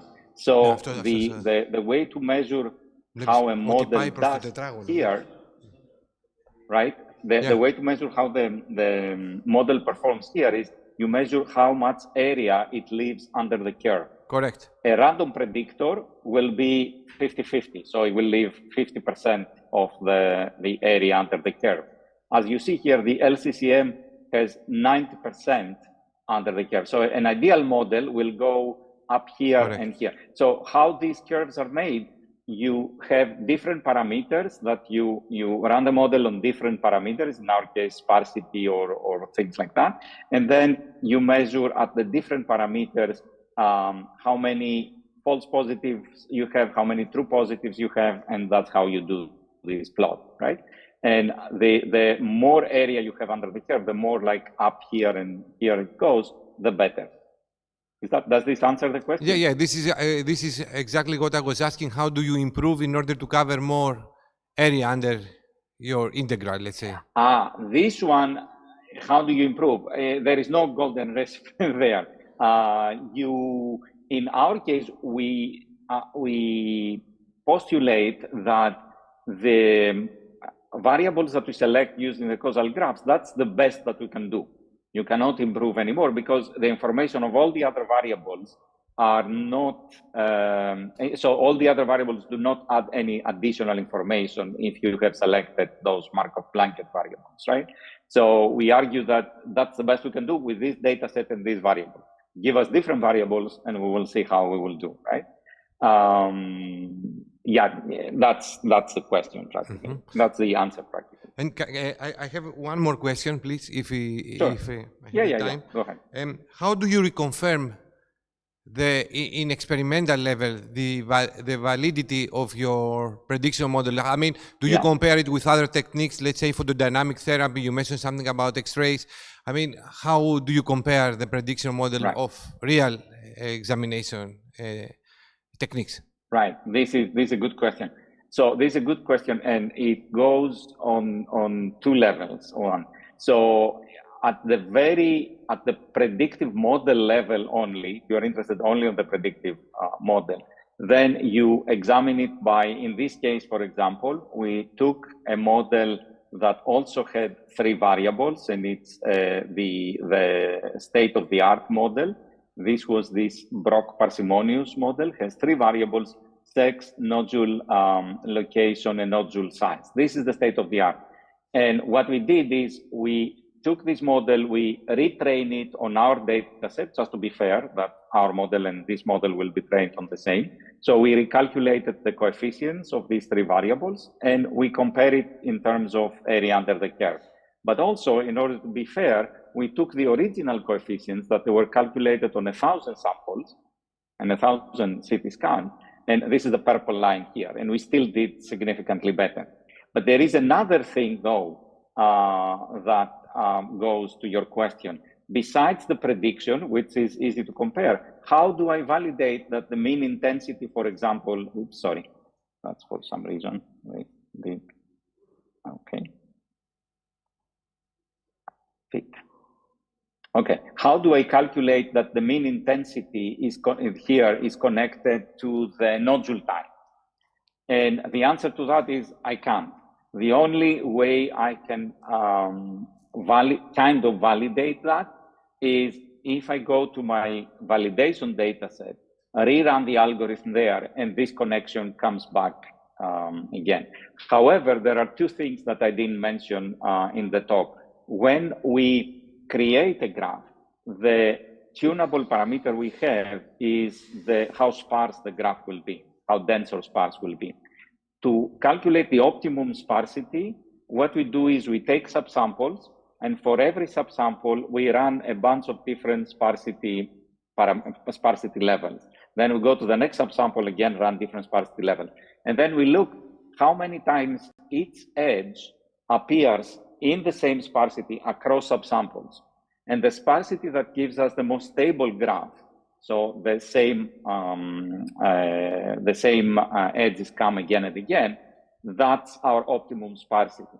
And a similar technique can be used to assign significance or belief to this, not significance in the statistical sense, but belief on the existence of the edges. You can do bootstrapping and see how many times the same edge comes up, and then the more it comes, the more stable this edge is.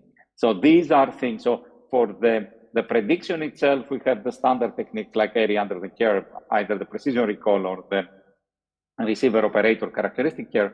But for finding the actual edges, that's a more difficult problem. You need a validation data set, you need to do bootstrapping and that kind of stuff. Does this answer the question? Yeah.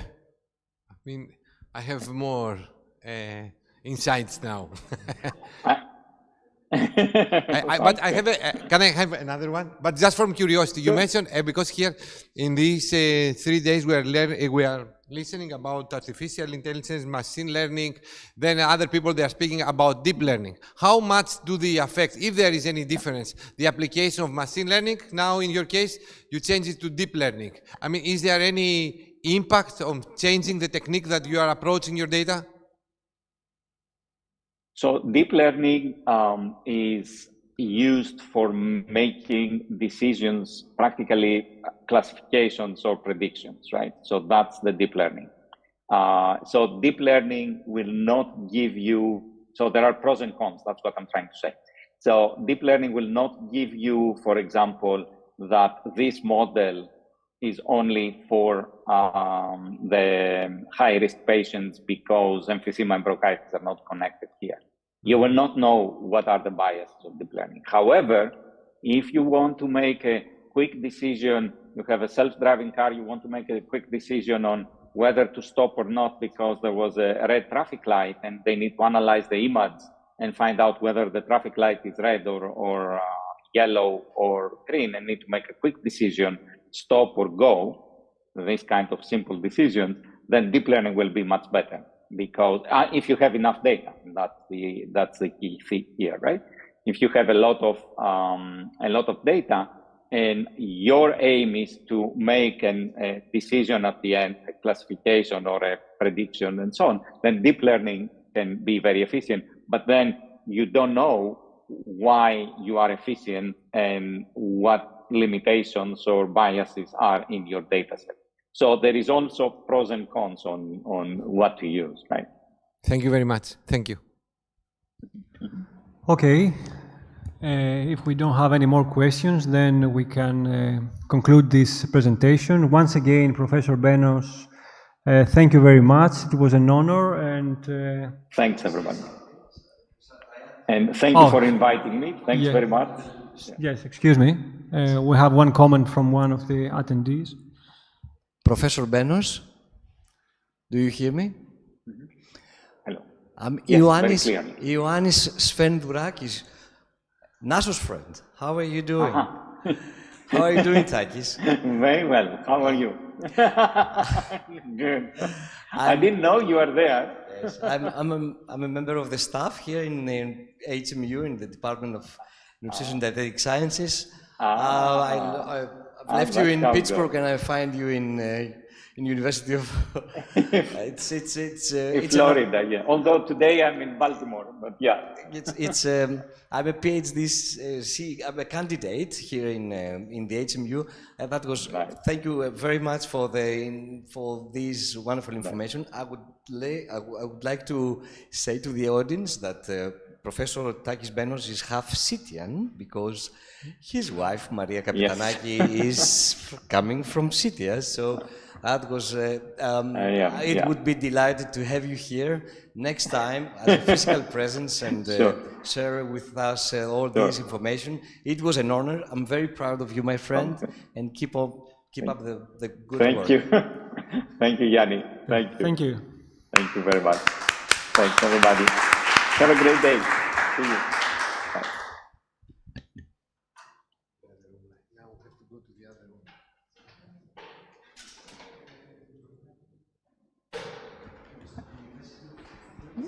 We have one more final talk for this session.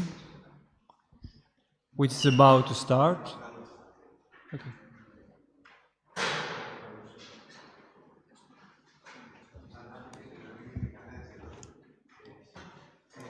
Okay. Hello. Okay.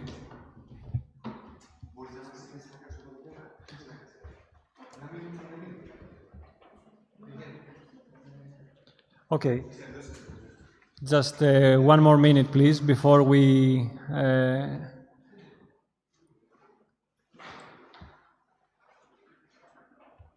start our new talk.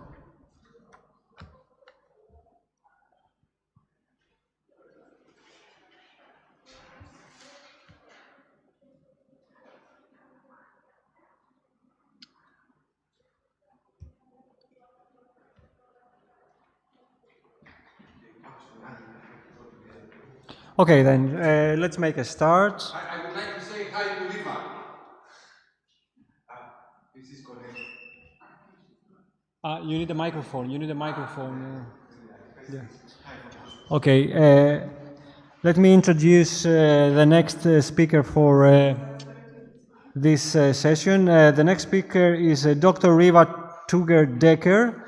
Dr. Tugger-Decker is a professor at the Rutgers School of Dental Medicine and professor and associate dean of global affairs at the Rutgers School of Health Professions.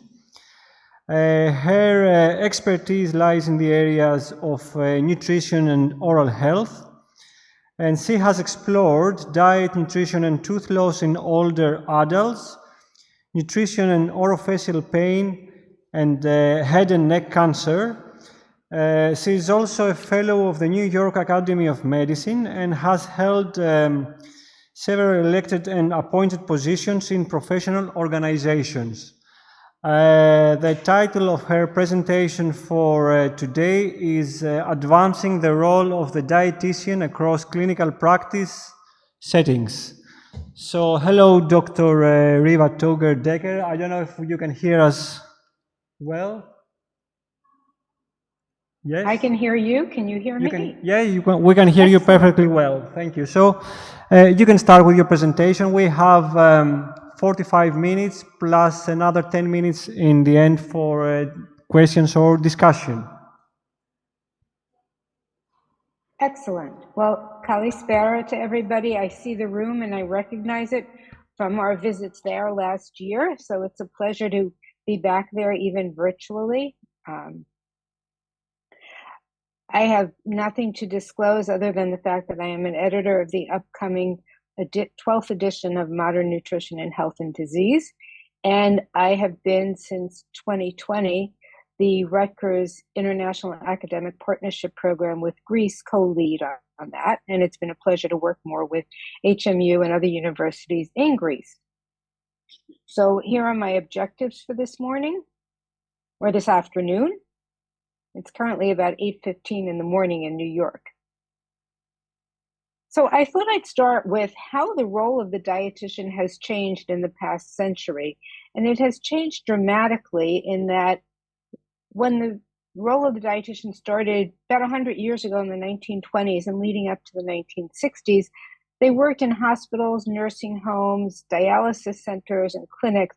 They took orders from physicians, and most of their role was initially visiting patients, doing some rudimentary nutrition assessment and diet counseling, but also a heavy emphasis on menu delivery, collection and correction, and meal rounds.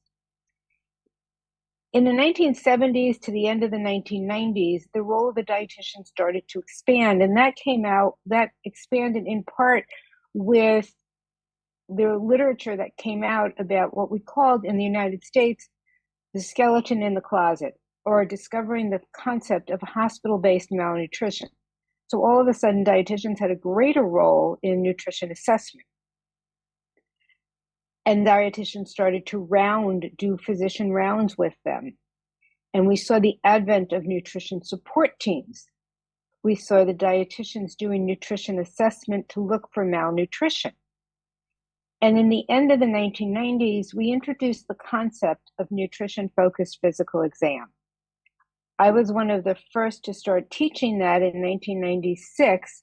And I will say for many of my colleagues, I got very odd looks thinking, how can a dietitian touch a patient? Because we were taught not to touch, but to keep our distance. And all of a sudden we were starting to touch patients. Dietitian roles also expanded and they started to do their own private practice settings. In the past 23 years or so, so as we came into the 21st century, we saw dietitians' roles expand clinically to go into sports and fitness and supermarkets and home care and become consultants. We also saw the advent of specialist credentials and advanced practice certifications. And in 2003, the nutrition care process and model came out, which started to standardize dietetic practice. Then we developed standards of practice and professional performance. Nutrition-focused physical exam became more commonplace. Dietitians learned how to do tube feeding placement. And more recently, which I'll cover in more depth in this talk, we got order writing privileges in certain states. And you started to see dietitians in leadership roles, heading healthcare teams, directing patient care.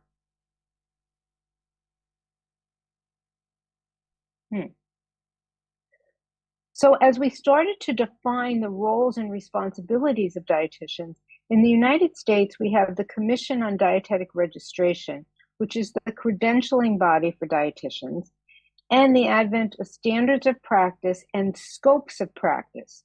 And the scope of practice really dictated the range of roles, activities, laws, and regulations within which nutrition and dietetics practitioners could practice. These were typically established with a practice act and interpreted and controlled by the state and federal agencies that regulate the practice of the profession. We also had a code of ethics, which is updated every several years. And we introduced the concept that the standards of practice, or SOP, were tools for credentialed practitioners that describe what is a competent level of practice. The SOP in nutrition care relates directly, or what we're calling this morning clinical practice, relates directly to the care of individuals. And the standards of professional performance, or what we call SOPP, focus on domains of professional performance. And you may be sitting there wondering, how does this apply to me in Greece? Well, several years ago, I believe at about 2015, the International Confederation of Dietetic Associations, or the ICDA, provided international standards that defined a dietitian nutritionist as the professional who applies the science of food and nutrition to promote health and prevent and treat disease that could optimize the health of individuals, groups, communities, and populations. And like defining practice, there is a code of ethics, and there are competent standards for dietitians and standards for education internationally. So what is our scope of practice in the US? Our scope of practice encompasses the range of roles, activities, and regulations from which nutrition and dietetic practitioners perform. And they were last updated in 2017. But as I mentioned, our practice is guided by a code of ethics. And the code of ethics says that we adhere to the core values of customer focus or patient focus, integrity, innovation, social responsibility, and diversity. We make science-based decisions derived from the best available research evidence, which are the underpinnings of our ethical conduct and practice. So I think that the evidence-based standards and the evidence-based guidelines for practice really drive our clinical practice today. The Code of Ethics Principles and Standards have four basic areas.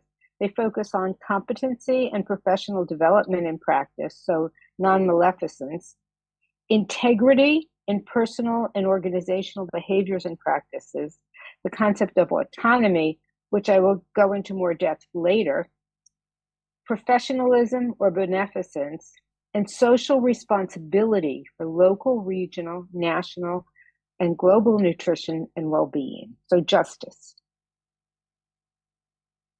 So our standards of practice that came out in 2017 focus on beginning with our nutrition care process that guides how we do a nutrition assessment. Those are guided by our evidence-based practice guidelines and clinical expertise. There's a strong focus that the guidelines provide the scientific evidence as to how care should be provided, but they always have to be interpreted with clinical expertise. That we make referrals, we provide intervention, and we document care. And that we have order writing privileges consistent with state laws. The order writing privileges was an advent in the past 6 years that has caused a lot of change in our practice for those who practice it. But let's touch for a moment on levels of practice in specialist and advanced practice. So this was developed about a decade ago, and this defines what our levels of practice are. There are those entry-level practice years which we define as the first 3 years of practice after registration. And we call those the competent. Previously, we called them entry-level. Then there are those who are proficient. Those of us who have been in practice a long time, we become adept at our practice. But then there are those who become the advanced practitioner, the experts. They build and maintain knowledge, skills, and credential. They continue at the highest level in knowledge, skills, and behavior. Within the specialist areas, we have several specialist credentials available. Within diabetes, those are not managed by the Commission on Dietetic Registration. They have external boards, which I will touch on. But we also have gerontological nutrition, lactation, nutrition support, obesity and weight management, oncology nutrition, pediatric critical care, pediatric nutrition, renal nutrition, and sports dietetics. So these are all specialist credentials that registered dietitians can achieve normally with years of practice and an exam, and then continuing education requirements that are every 5 years. So for example, within diabetes, we have what's called a CDCES, or a Certified Diabetes Care and Education Specialist. The CDCES is maintained and administered by a certification board for diabetes care and education that is separate from the Commission on Dietetic Registration. And it has an hours requirement. It's something like 8,000 hours, and then an exam and continuing education requirement. And you have to recertify every 5 years with an exam. And here are the ones that are offered by the Commission on Dietetic Registration, which run most of our specialist credentials. But beyond the specialist, we also have the advanced practice dietitian. So in 2015, we introduced the APRD, which was just for dietitians in clinical practice. But there's also what we call BCADM. So there's a board certified advanced diabetes management specialist. So somebody who is that diabetes specialist who after years decides to become the advanced diabetes management specialist. And they have the highest level of order writing privileges. So let's turn back to the concept of the evidence-based practice guidelines I mentioned, and I wanted to give you some examples.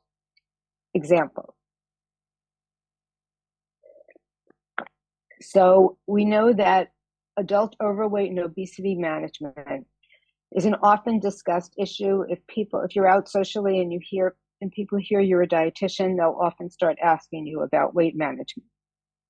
So back in recent years, the Academy of Nutrition and Dietetics took developed evidence-based guidelines for medical nutrition therapy interventions provided by dietitians for adult overweight and obesity management. There are also ones for pediatrics.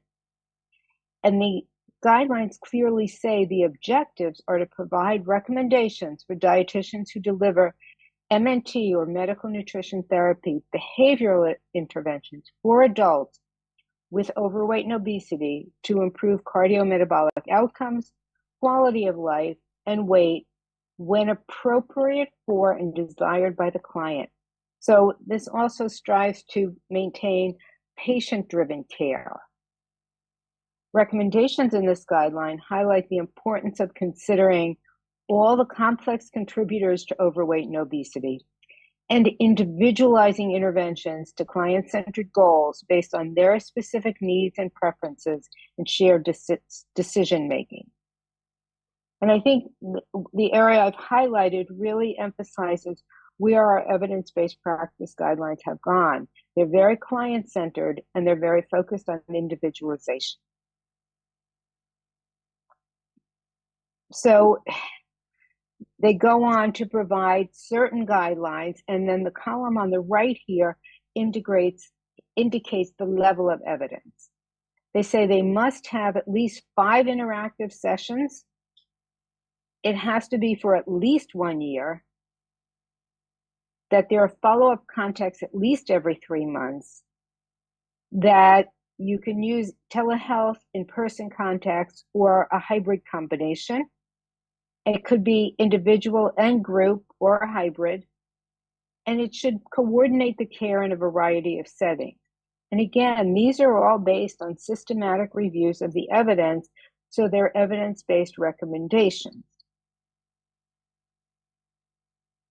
Similarly, guidelines came out for critically ill patients. And one of the unique components of these guidelines is these were a combined effort of the American Society of Parenteral and Enteral Nutrition and the Academy of Nutrition and Dietetics. What's also unique about them is they're based on the scientific evidence, but they're for implementation by dietitians as well as other health professionals. They use the grade or the grading of recommendations, assessment, development, and evaluation process to develop and summarize the evidence for clinical practice recommendations. Then they assess them for high versus low energy doses. Do you go high in calories, lower in calories? Same for protein. Do you give isocaloric parenteral nutrition versus enteral? Do you provide supplemental PN plus enteral or enteral alone? And then recommendations for lipids. And they looked at all these guidelines, plotting them against hospital mortality. So I think they really went to the highest level of evidence in their recommendations. And forgive me, I misspoke. They were developed by ASPEN and the Society of Critical Care Medicine. And they were also adapted by the Academy. Then there became the recommendations of, remember I mentioned earlier, standards of practice and standards of professional performance.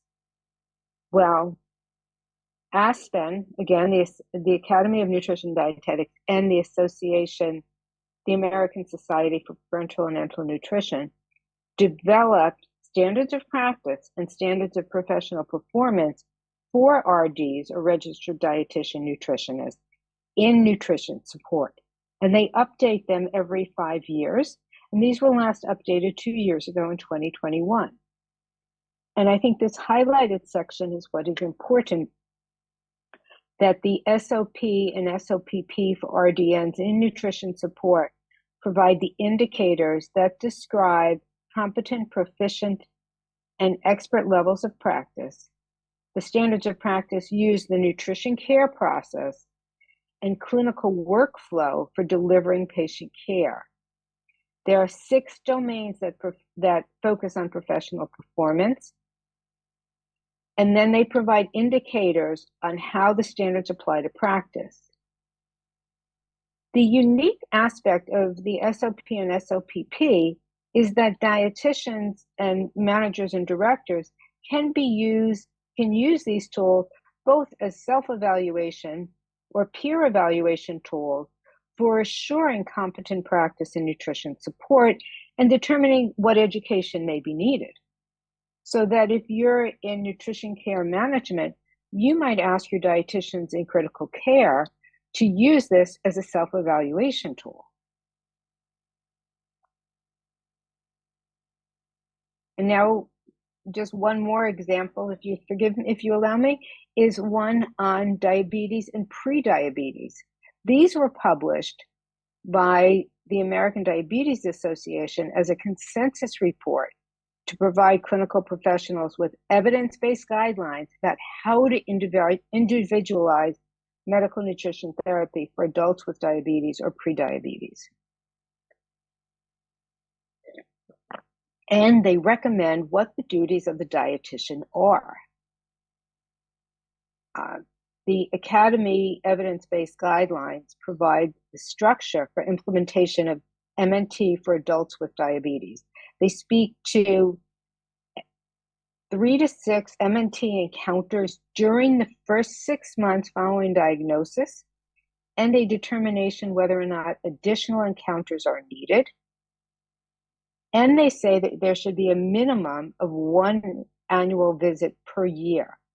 One of the reasons they specify all of this is in the United States, all patients with prediabetes or diabetes are eligible to receive MNT that has to be covered by our public insurance as well as private insurance. Let me stop for a moment and see if there are any questions about the standards of practice before I move into the roles of dietitians across the US.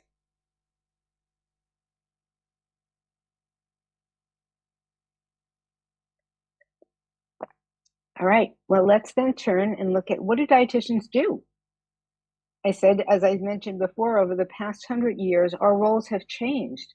Aside from working in acute care hospitals, we often work in long-term and rehabilitation care hospitals. We now have these units called LTACs, or long-term acute care hospitals, ambulatory care clinics, physician and other health professions offices, private practice on their own, as well as gyms and fitness center. And that's only the dietitians who work in clinical care. So as I've mentioned earlier, those in clinical practice follow the nutrition care process and model, which starts with nutrition assessment and reassessment when the patient enters the healthcare system, proceeds to nutrition diagnoses. So there are nutrition diagnosis codes we use in the United States, and I believe there are international codes as well. That diagnosis is the basis then of the nutrition intervention that's provided, which then drives the monitoring and evaluation of the patient. And from there, the cycle continues into reassessment, reevaluation of diagnoses, reevaluation of the intervention provided, and nutrition monitoring and evaluation. So I decided to look at what's a day in the life of the dietitian in acute care alike. And it has changed since the days I was in acute care practice. Dietitian might start as early as 7 or 7:45 in the morning. They will check the unit, so their ward or unit that they're on for new admissions and discharges.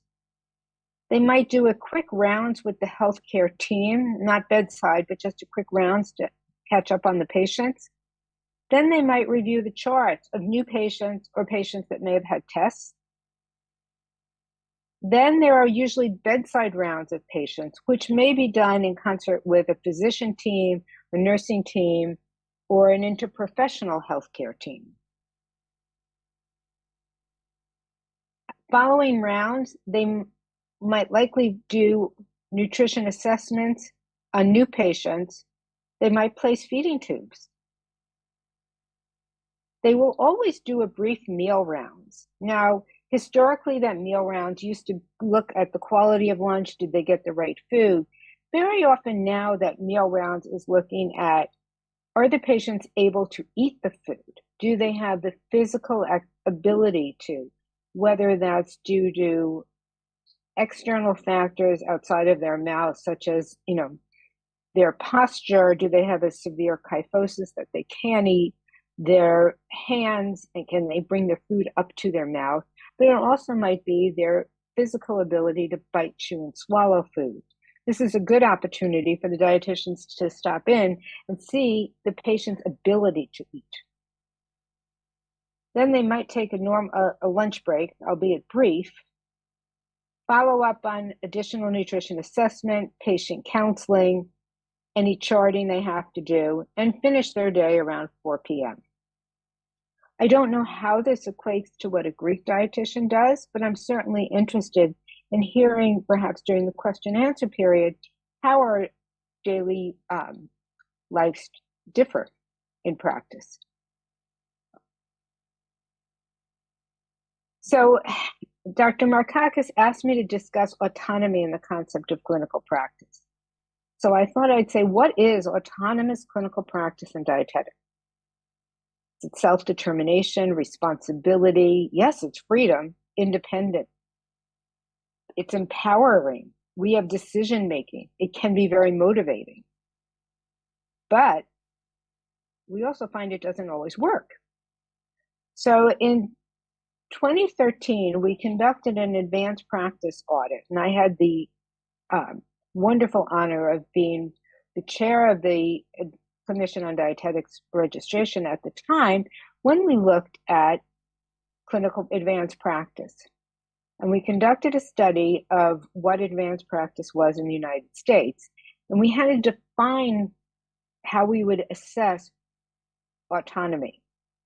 We partially defined it by the ability of the dietitian to have order writing practices for diets, dietary supplements, enteral nutrition, initiating consults, being able to order laboratory and other tests, and being able to order parenteral and enteral nutrition.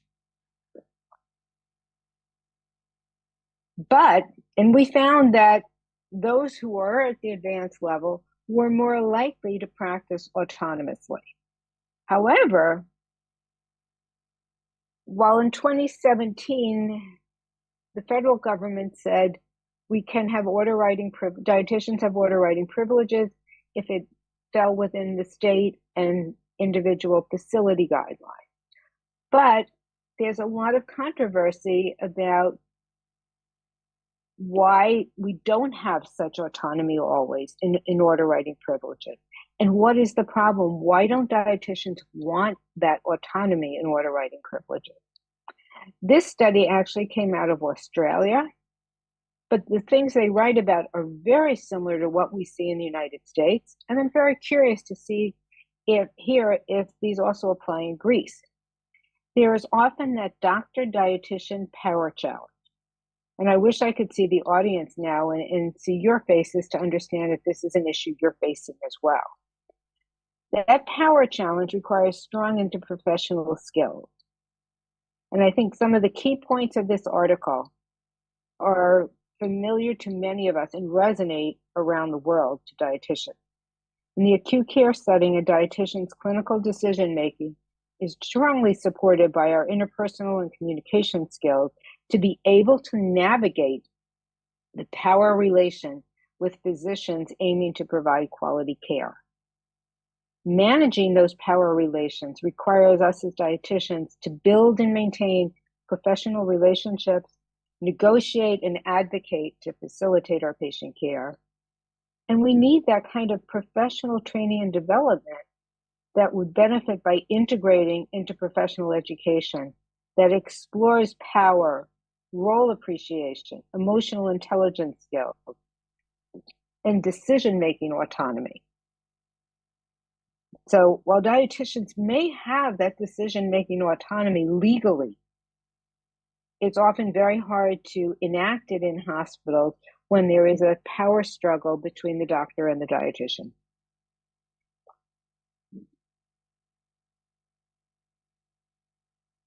So how did that come into play? Well, in the US, our roles, as I mentioned previously, have been expanding.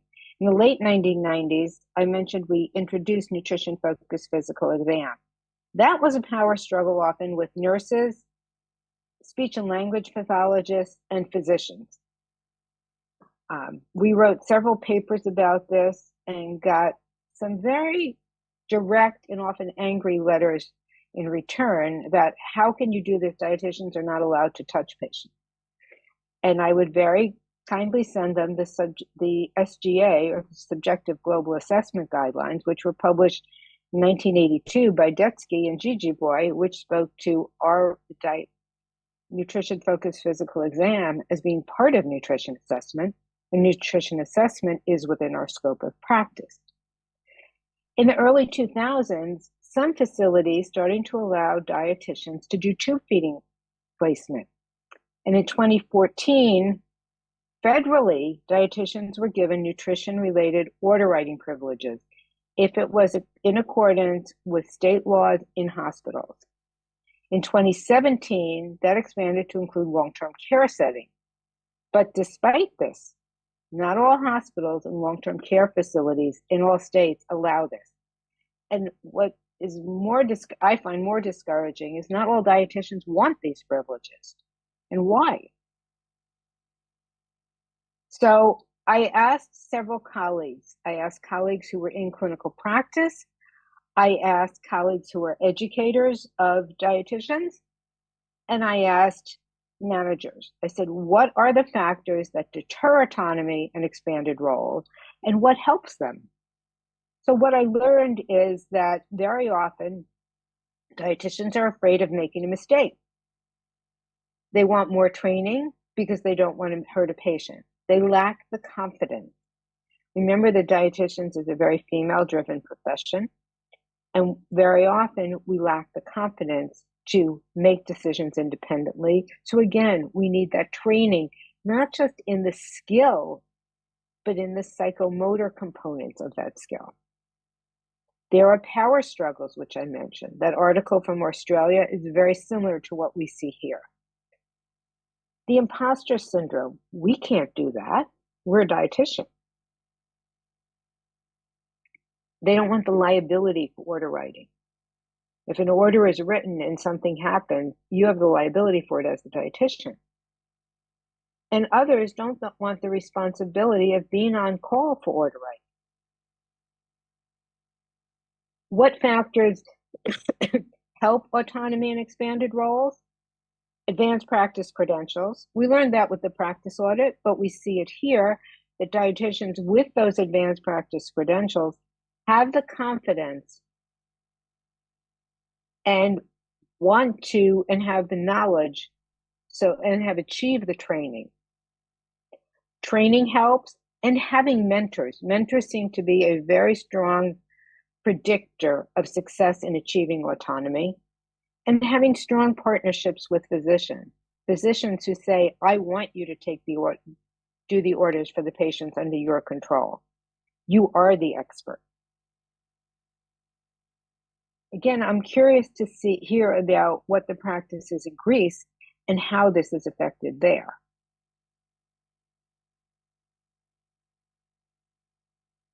Before I move on into artificial intelligence and how that's affected our practice, let me ask if there are any questions. Are there any questions from the audience at this stage? No, we don't have any questions just yet. Okay, I will continue then. So in trying to go with some of the themes of your conference, I looked at digital technologies and artificial intelligence in our profession. And I know you've had a whole session on this by an expert. I'm taking it from the direction of us in clinical practice and how we see that might affect us. And I would certainly defer to the expert you had speak to you on the actual applications.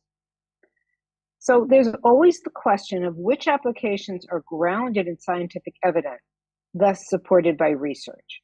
There are mobile technologies which are supported by evidence. Some are not. There are electronic health records, which we all use in practice. At least in the States, it's required. There are electronic nutrition assessment tools. There's gaming, but there are nutrition games that are developed for children, for adults, that are used as part of medical nutrition therapy and are grounded in evidence.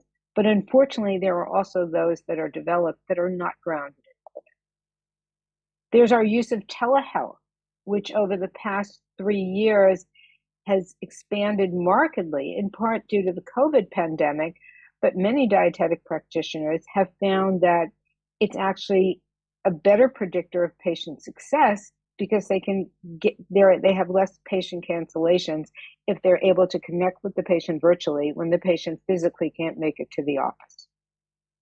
There are chatbots, and when we get into the realm of chatbots and social media, then we worry more about the misinformation that can occur and the disinformation and the mistaken information.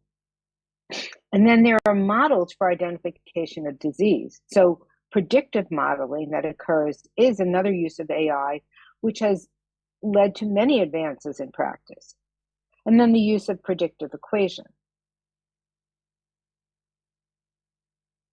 So just to give you an example, I looked at this paper and what apps might be supported by science and technology. And I came across Noom, MyFitnessPal, which many of us know, and Chronometer. And they are based on evidence, and they use federal databases. What's interesting about Chronometer is it uses databases from the United States, from Canada, from the UK, and from the Netherlands, and from Australia. And they have the opportunity to have health professional accounts, which have health privacy security standards, as well as consumer accounts. And I'm not advocating for any of these. I'm literally pulling from the literature, which come out as stronger by our associations. There's the use of mobile technology. We actually used MyFitnessPal for a while in our dental clinics as a way to explore the nutrition status and the diet quality of our patients. Many consumers use it to track food intake and activity. The beauty of MyFitnessPal is it is evidence-based. But then we get to the questions, will ChatGPT replace dietitians? It can answer questions, but it can also give inaccurate answers, and it is not evidence-based. And this is a new article that was still in a online-only version in our Academy of Nutrition and Dietetics as of last week, but it brings out the point that ChatGPT can provide good factual information. And here was the prompt to define the ideal diet for a person with type 2 diabetes. And it did exactly that. But it can't individualize it to the person who works a midnight to 8 a.m. shift, the person who works a 9 to 5 shift, the person who may live in a remote area, the person who's a vegan or follows another special diet. But it does give the facts. Another problem with ChatGPT is if you ask it to provide the references for this ideal diet, many times it won't give you an actual reference. It will give you an article name from a different journal citation. But we do know that AI can positively transform practice and patient care. Unfortunately, it can also be disruptive because it can lead to consumer confusion. It can lead to them consulting non-credentialed providers. I don't know about Greece, but I do know in the United States, we have many people who like to call themselves nutrition counselors or nutrition professionals who have no credentials. It can lead to incomplete guidance despite plausible statements. And unfortunately, it has a lack of sensitivity to economic, social, cultural components, and it doesn't consider educational barriers in creating tailored advice to consumers. So it might give the same advice to a person with a year 6 level of education versus a person with a doctoral degree. It also leads to missed opportunities for human communication, that face-to-face, whether it's virtual or in person. It can lead to patient misinformation and thereby that consumer confusion. You run the risk of privacy and data protection and the use of non-evidence-based information. So I then looked at ChatGPT and future intelligence and what may be the influence on our profession. Some of the opportunities are you can get a very quick second opinion if used correctly. You can use it to brainstorm ideas, test questions, research hypotheses, and it can summarize text very quickly. But potential risks are being unable to get relevant information if you don't correctly define the issues. When you ask related questions and refine prompts and evaluate the accuracy of the answers, you may be relying on made-up, unsourced, and outdated information, or incomplete or inaccurate summaries. Despite they might sound plausible, they may be very incomplete and lack accuracy. And you may contribute to spreading marketed, biased, or dubious information. Unfortunately, in the academic world, it might facilitate academic dishonesty. So I found this paper, which I thought was fascinating, and it looked at artificial intelligence in the assessment and management of nutrition and liver disease. It could help with passive dietary monitoring, nutrition assessment, and diet calculations, but we don't have disease-specific applications for diet and liver disease. So how do we as dietitians move forward in these areas as we sum up and get ready for questions? We have to realize that change is hard, and we have to listen to our colleagues and other practitioner perceptions with an open mind. Remember that communication skills we need. We need that within our profession, but also outside of professions and across professions. We have to keep in mind that learners are stakeholders. We want to engage them in wanting to change and learn. And once we engage them, then we can challenge them to learn more. But we first have to engage them. We need to tailor that learning to the setting and the culture. Help dietitians shift from, I have to do this, to, wow, I want to do this. Oh my God, I have to learn how to write orders. Wow, if I can write orders, I really have control. This is exciting. Directors may want dietitians to change practices, but we have to get the dietitians to want to. We also have to realize that preparation for change may enhance the outcome. We may not be able to go in like a bulldozer and say, we're changing. We have to prepare them for change, talk to them about why change might be helpful, and provide coaching and a mentor. When we train dietitians in nutrition-focused physical exam, I always encourage each person who's in our training to find a mentor in their facility who will help them develop their skill. Whether it's a nurse, a physician assistant, a physician, find somebody who's going to help them improve their skills, that can mentor them. How do we overcome some of those challenges? By training, by coaching, by learning together. Taking all these different approaches can really help facilitate knowledge development, because we can have open discussions about obstacles and concerns. So in closing, I love this quote from Ralph Waldo Emerson. And this was actually a stream when I took a wonderful visit up to Enegron on the island of Crete last summer. We need to go where the path may lead. We need not to go where the path may lead, Go instead where there is no path and leave a trail. As dietitians, we need to create the new trail to create the next generation of dietetic practice in the US, in Greece, and around the world. And we have to learn how to work across countries to learn how do we bridge that? How do we further develop that? With the advent of virtual training and education opportunities, we can participate in global training. Like today, I'm not physically there. I'm thousands of miles and 7 hours away in New York. And here are some references. I'm happy now to entertain any questions, and I thank you for the honor and the opportunity to speak with you all this morning.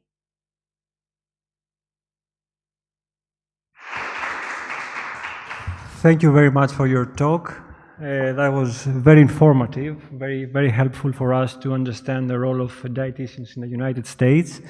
I think we have, this is the last talk for today, and we are almost running out of time, but maybe we can allow for a question or two, whether there are any questions from the audience.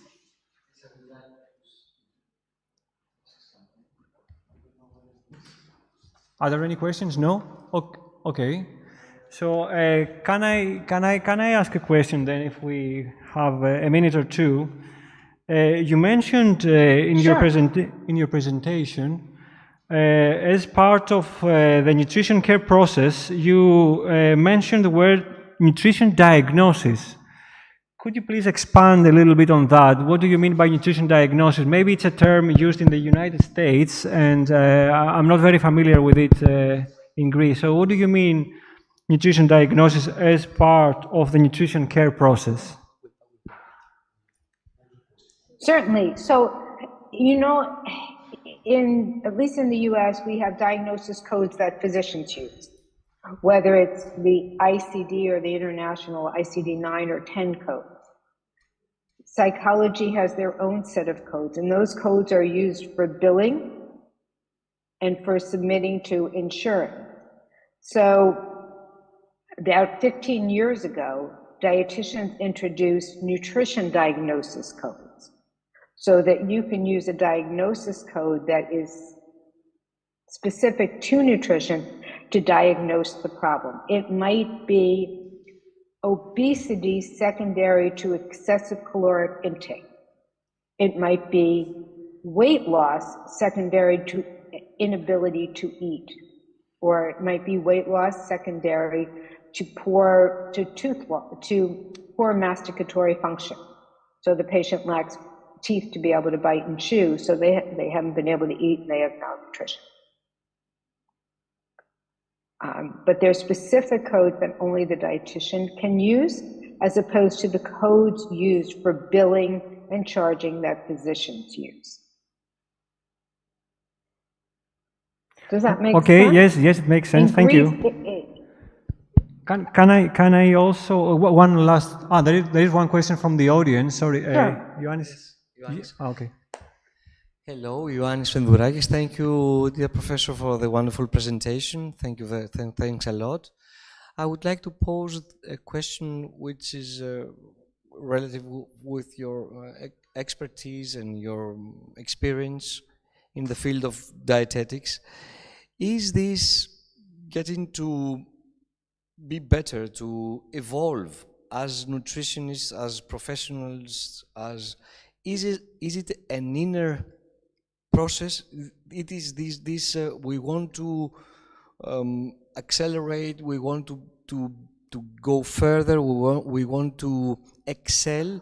Is this a question, is it an ambition that is an inner process, or is it has to do with someone, a mentor, as you said before at your presentation, or is it both? Because we have students here in the auditorium, that's why I want to pose this question. I love it that there are students there, because I think they are our next generation practitioners. It's really both. If you only have the external environment, so as I said, let's take the order writing privileges. In 2014 and then 2017, we got order writing privileges in hospitals and long-term care, respectively. as long as it fit within state and facility practice acts. There were internal drives to want to do it among some dietitians. There are still some dietitians who lack that internal motivation. So the external is there, but without that internal, we're always going to have problems. So we need to, and very often in certain areas, the nutrition-focused physical exam is driven by an internal process. And I'll give you an example. I moved into academia full-time and working in oral health back in 1992. So when that happened, I walked into a dental clinic. They knew I was the dietitian, and I was asked to, will you take care of taking the blood pressures and doing the initial history and physical on your patient? And I went, whatever you say. I had no idea how to take a blood pressure. I had no idea how to do a physical. Now, I had been already a dietitian in practice for 15 years, but I had never learned those skills. And then I had a student in our master's program come to me and say, you know, it's not fair. I work in home care, and the nurse I work with is doing physical exam, and I'm not. And why can't I? I have the same skills she does. I have the same training she does in terms of nutrition, and more. I have more nutrition training. How can she do a physical exam for malnutrition? And I went, you're right. So I sat down with physician faculty, nurse midwife faculty, dental faculty, and some nutrition faculty. And we designed our first course in physical exam for dietitians in 1996. At that point, there was a lot of external argument, dietitians who didn't want to adopt it. But eventually, our professional association caught on and started advocating it in the 2000s. And now it's driven internally and externally. So I think we need both. And I think if you're a student and you're learning about new practices, bring it forward to your professor. I hope the professors in the audience, and particularly Dr. Markaki, don't get angry at me for saying that, but I think that can help us drive our practice forward. Okay, and one more question at the back, please. Ioannis, can you pass the microphone to Anne for the final question of this session, please? Thank you very much for your presentation today. I really enjoyed it. And my name is Anne Griffin. I'm a registered dietitian in Ireland. I'm the chair of the Irish Nutrition and Dietetic Institute Executive Council, and I also teach and the course director of a master's in nutrition and dietetics in the University of Limerick.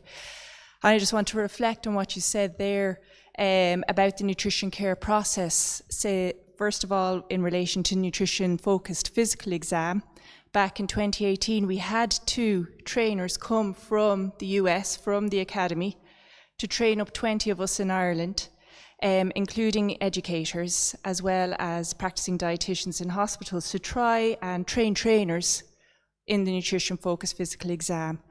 Now, 2 years later, we had COVID, which was hands-off instead of hands-on the patients. But there have been challenges to trying to roll that out among the profession. The second thing I wanted to mention then in relation to nutrition diagnosis. Again, we teach our students nutrition diagnosis in the language, the terminology of nutrition diagnosis. But when they go out in practice, either on placement or then in their future career, they're not seeing it being used by dietitians. And then the dietitians aren't using it because in Ireland, we don't have that pay benefit, if you like. You know, in the States, I think for diagnosis, it's related to budget, hospital budgets, acute budgets. Am I right that way? It's, you know, malnutrition can be recognised. So there's a lot of work to be done around the systems and processes that are outside of dietetics as well, maybe. The other thing we don't have is electronic healthcare records, which is also a problem. But we do have nutrition assessment well bedded in now. So I think I'm kind of relieved after your presentation today. See, your work started in the 1990s and it's, you know, 30 years later. So maybe in another 20 years we'll be there. But yeah, we're trying. But there is definitely a lot to be done within the profession. That fear you said, make a mistake, that fear of, I see that within our own profession in Ireland. Yeah. We see that here too. It's not all roses here. Well, maybe it is rosy because there's thorns in the stems of roses. But there are still dietitians. We have one site that's connected to our university. It is a major medical center. The chief dietitian there does not believe in nutrition diagnosis coding, does not believe in dietitians doing physical exams still. And while our students are going in there on rotation knowing how to do all of that, she doesn't allow them to do that in practice. So they come back and we have discussions about different visions of practice, because you really can't downplay somebody else's skills who's their preceptor in practice. We have to be professional about it. But we still have that problem here, even within the concept of nutrition-focused physical exam. So my colleagues and I at Rutgers have a different approach to nutrition-focused physical exam than the Academy. The Academy focus on nutrition-focused physical exam, as you probably saw from their training, is very malnutrition-based. Ours is a more head-to-toe approach, where we start at the top and where we're looking at factors in that physical exam that impact nutrition status, but also the patient's functional ability to consume foods and fluids. So particularly as a dietitian who often works in the oral health arena and educates in that arena, I consider oral exam or a head and neck exam as an integral part of that. So we look at, does the patient have teeth? What is their ability to bite food, chew food, and swallow food? We look at their teeth, their gum, their gingiva, etc. We also look at their hands and their posture. A patient with very arthritic hands may not have the ability to hold utensils.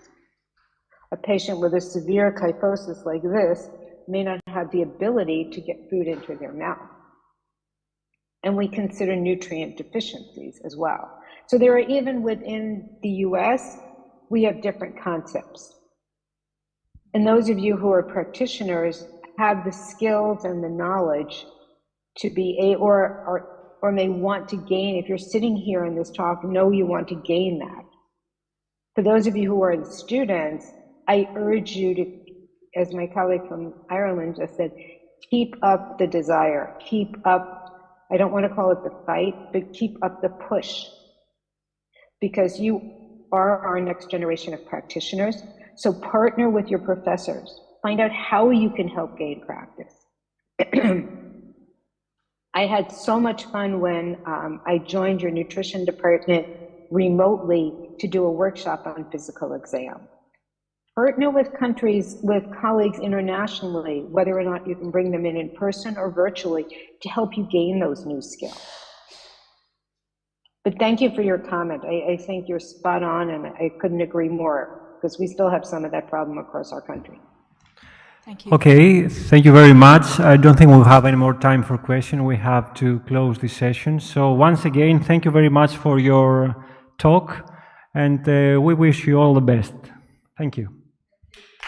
And thank you so much for the honor of having me this morning. And I put my email address at the bottom here if anybody has questions or wants to communicate. Sure. Thank you again, and I wish you luck with the rest of your conference. Thank you. Thank you. Bye.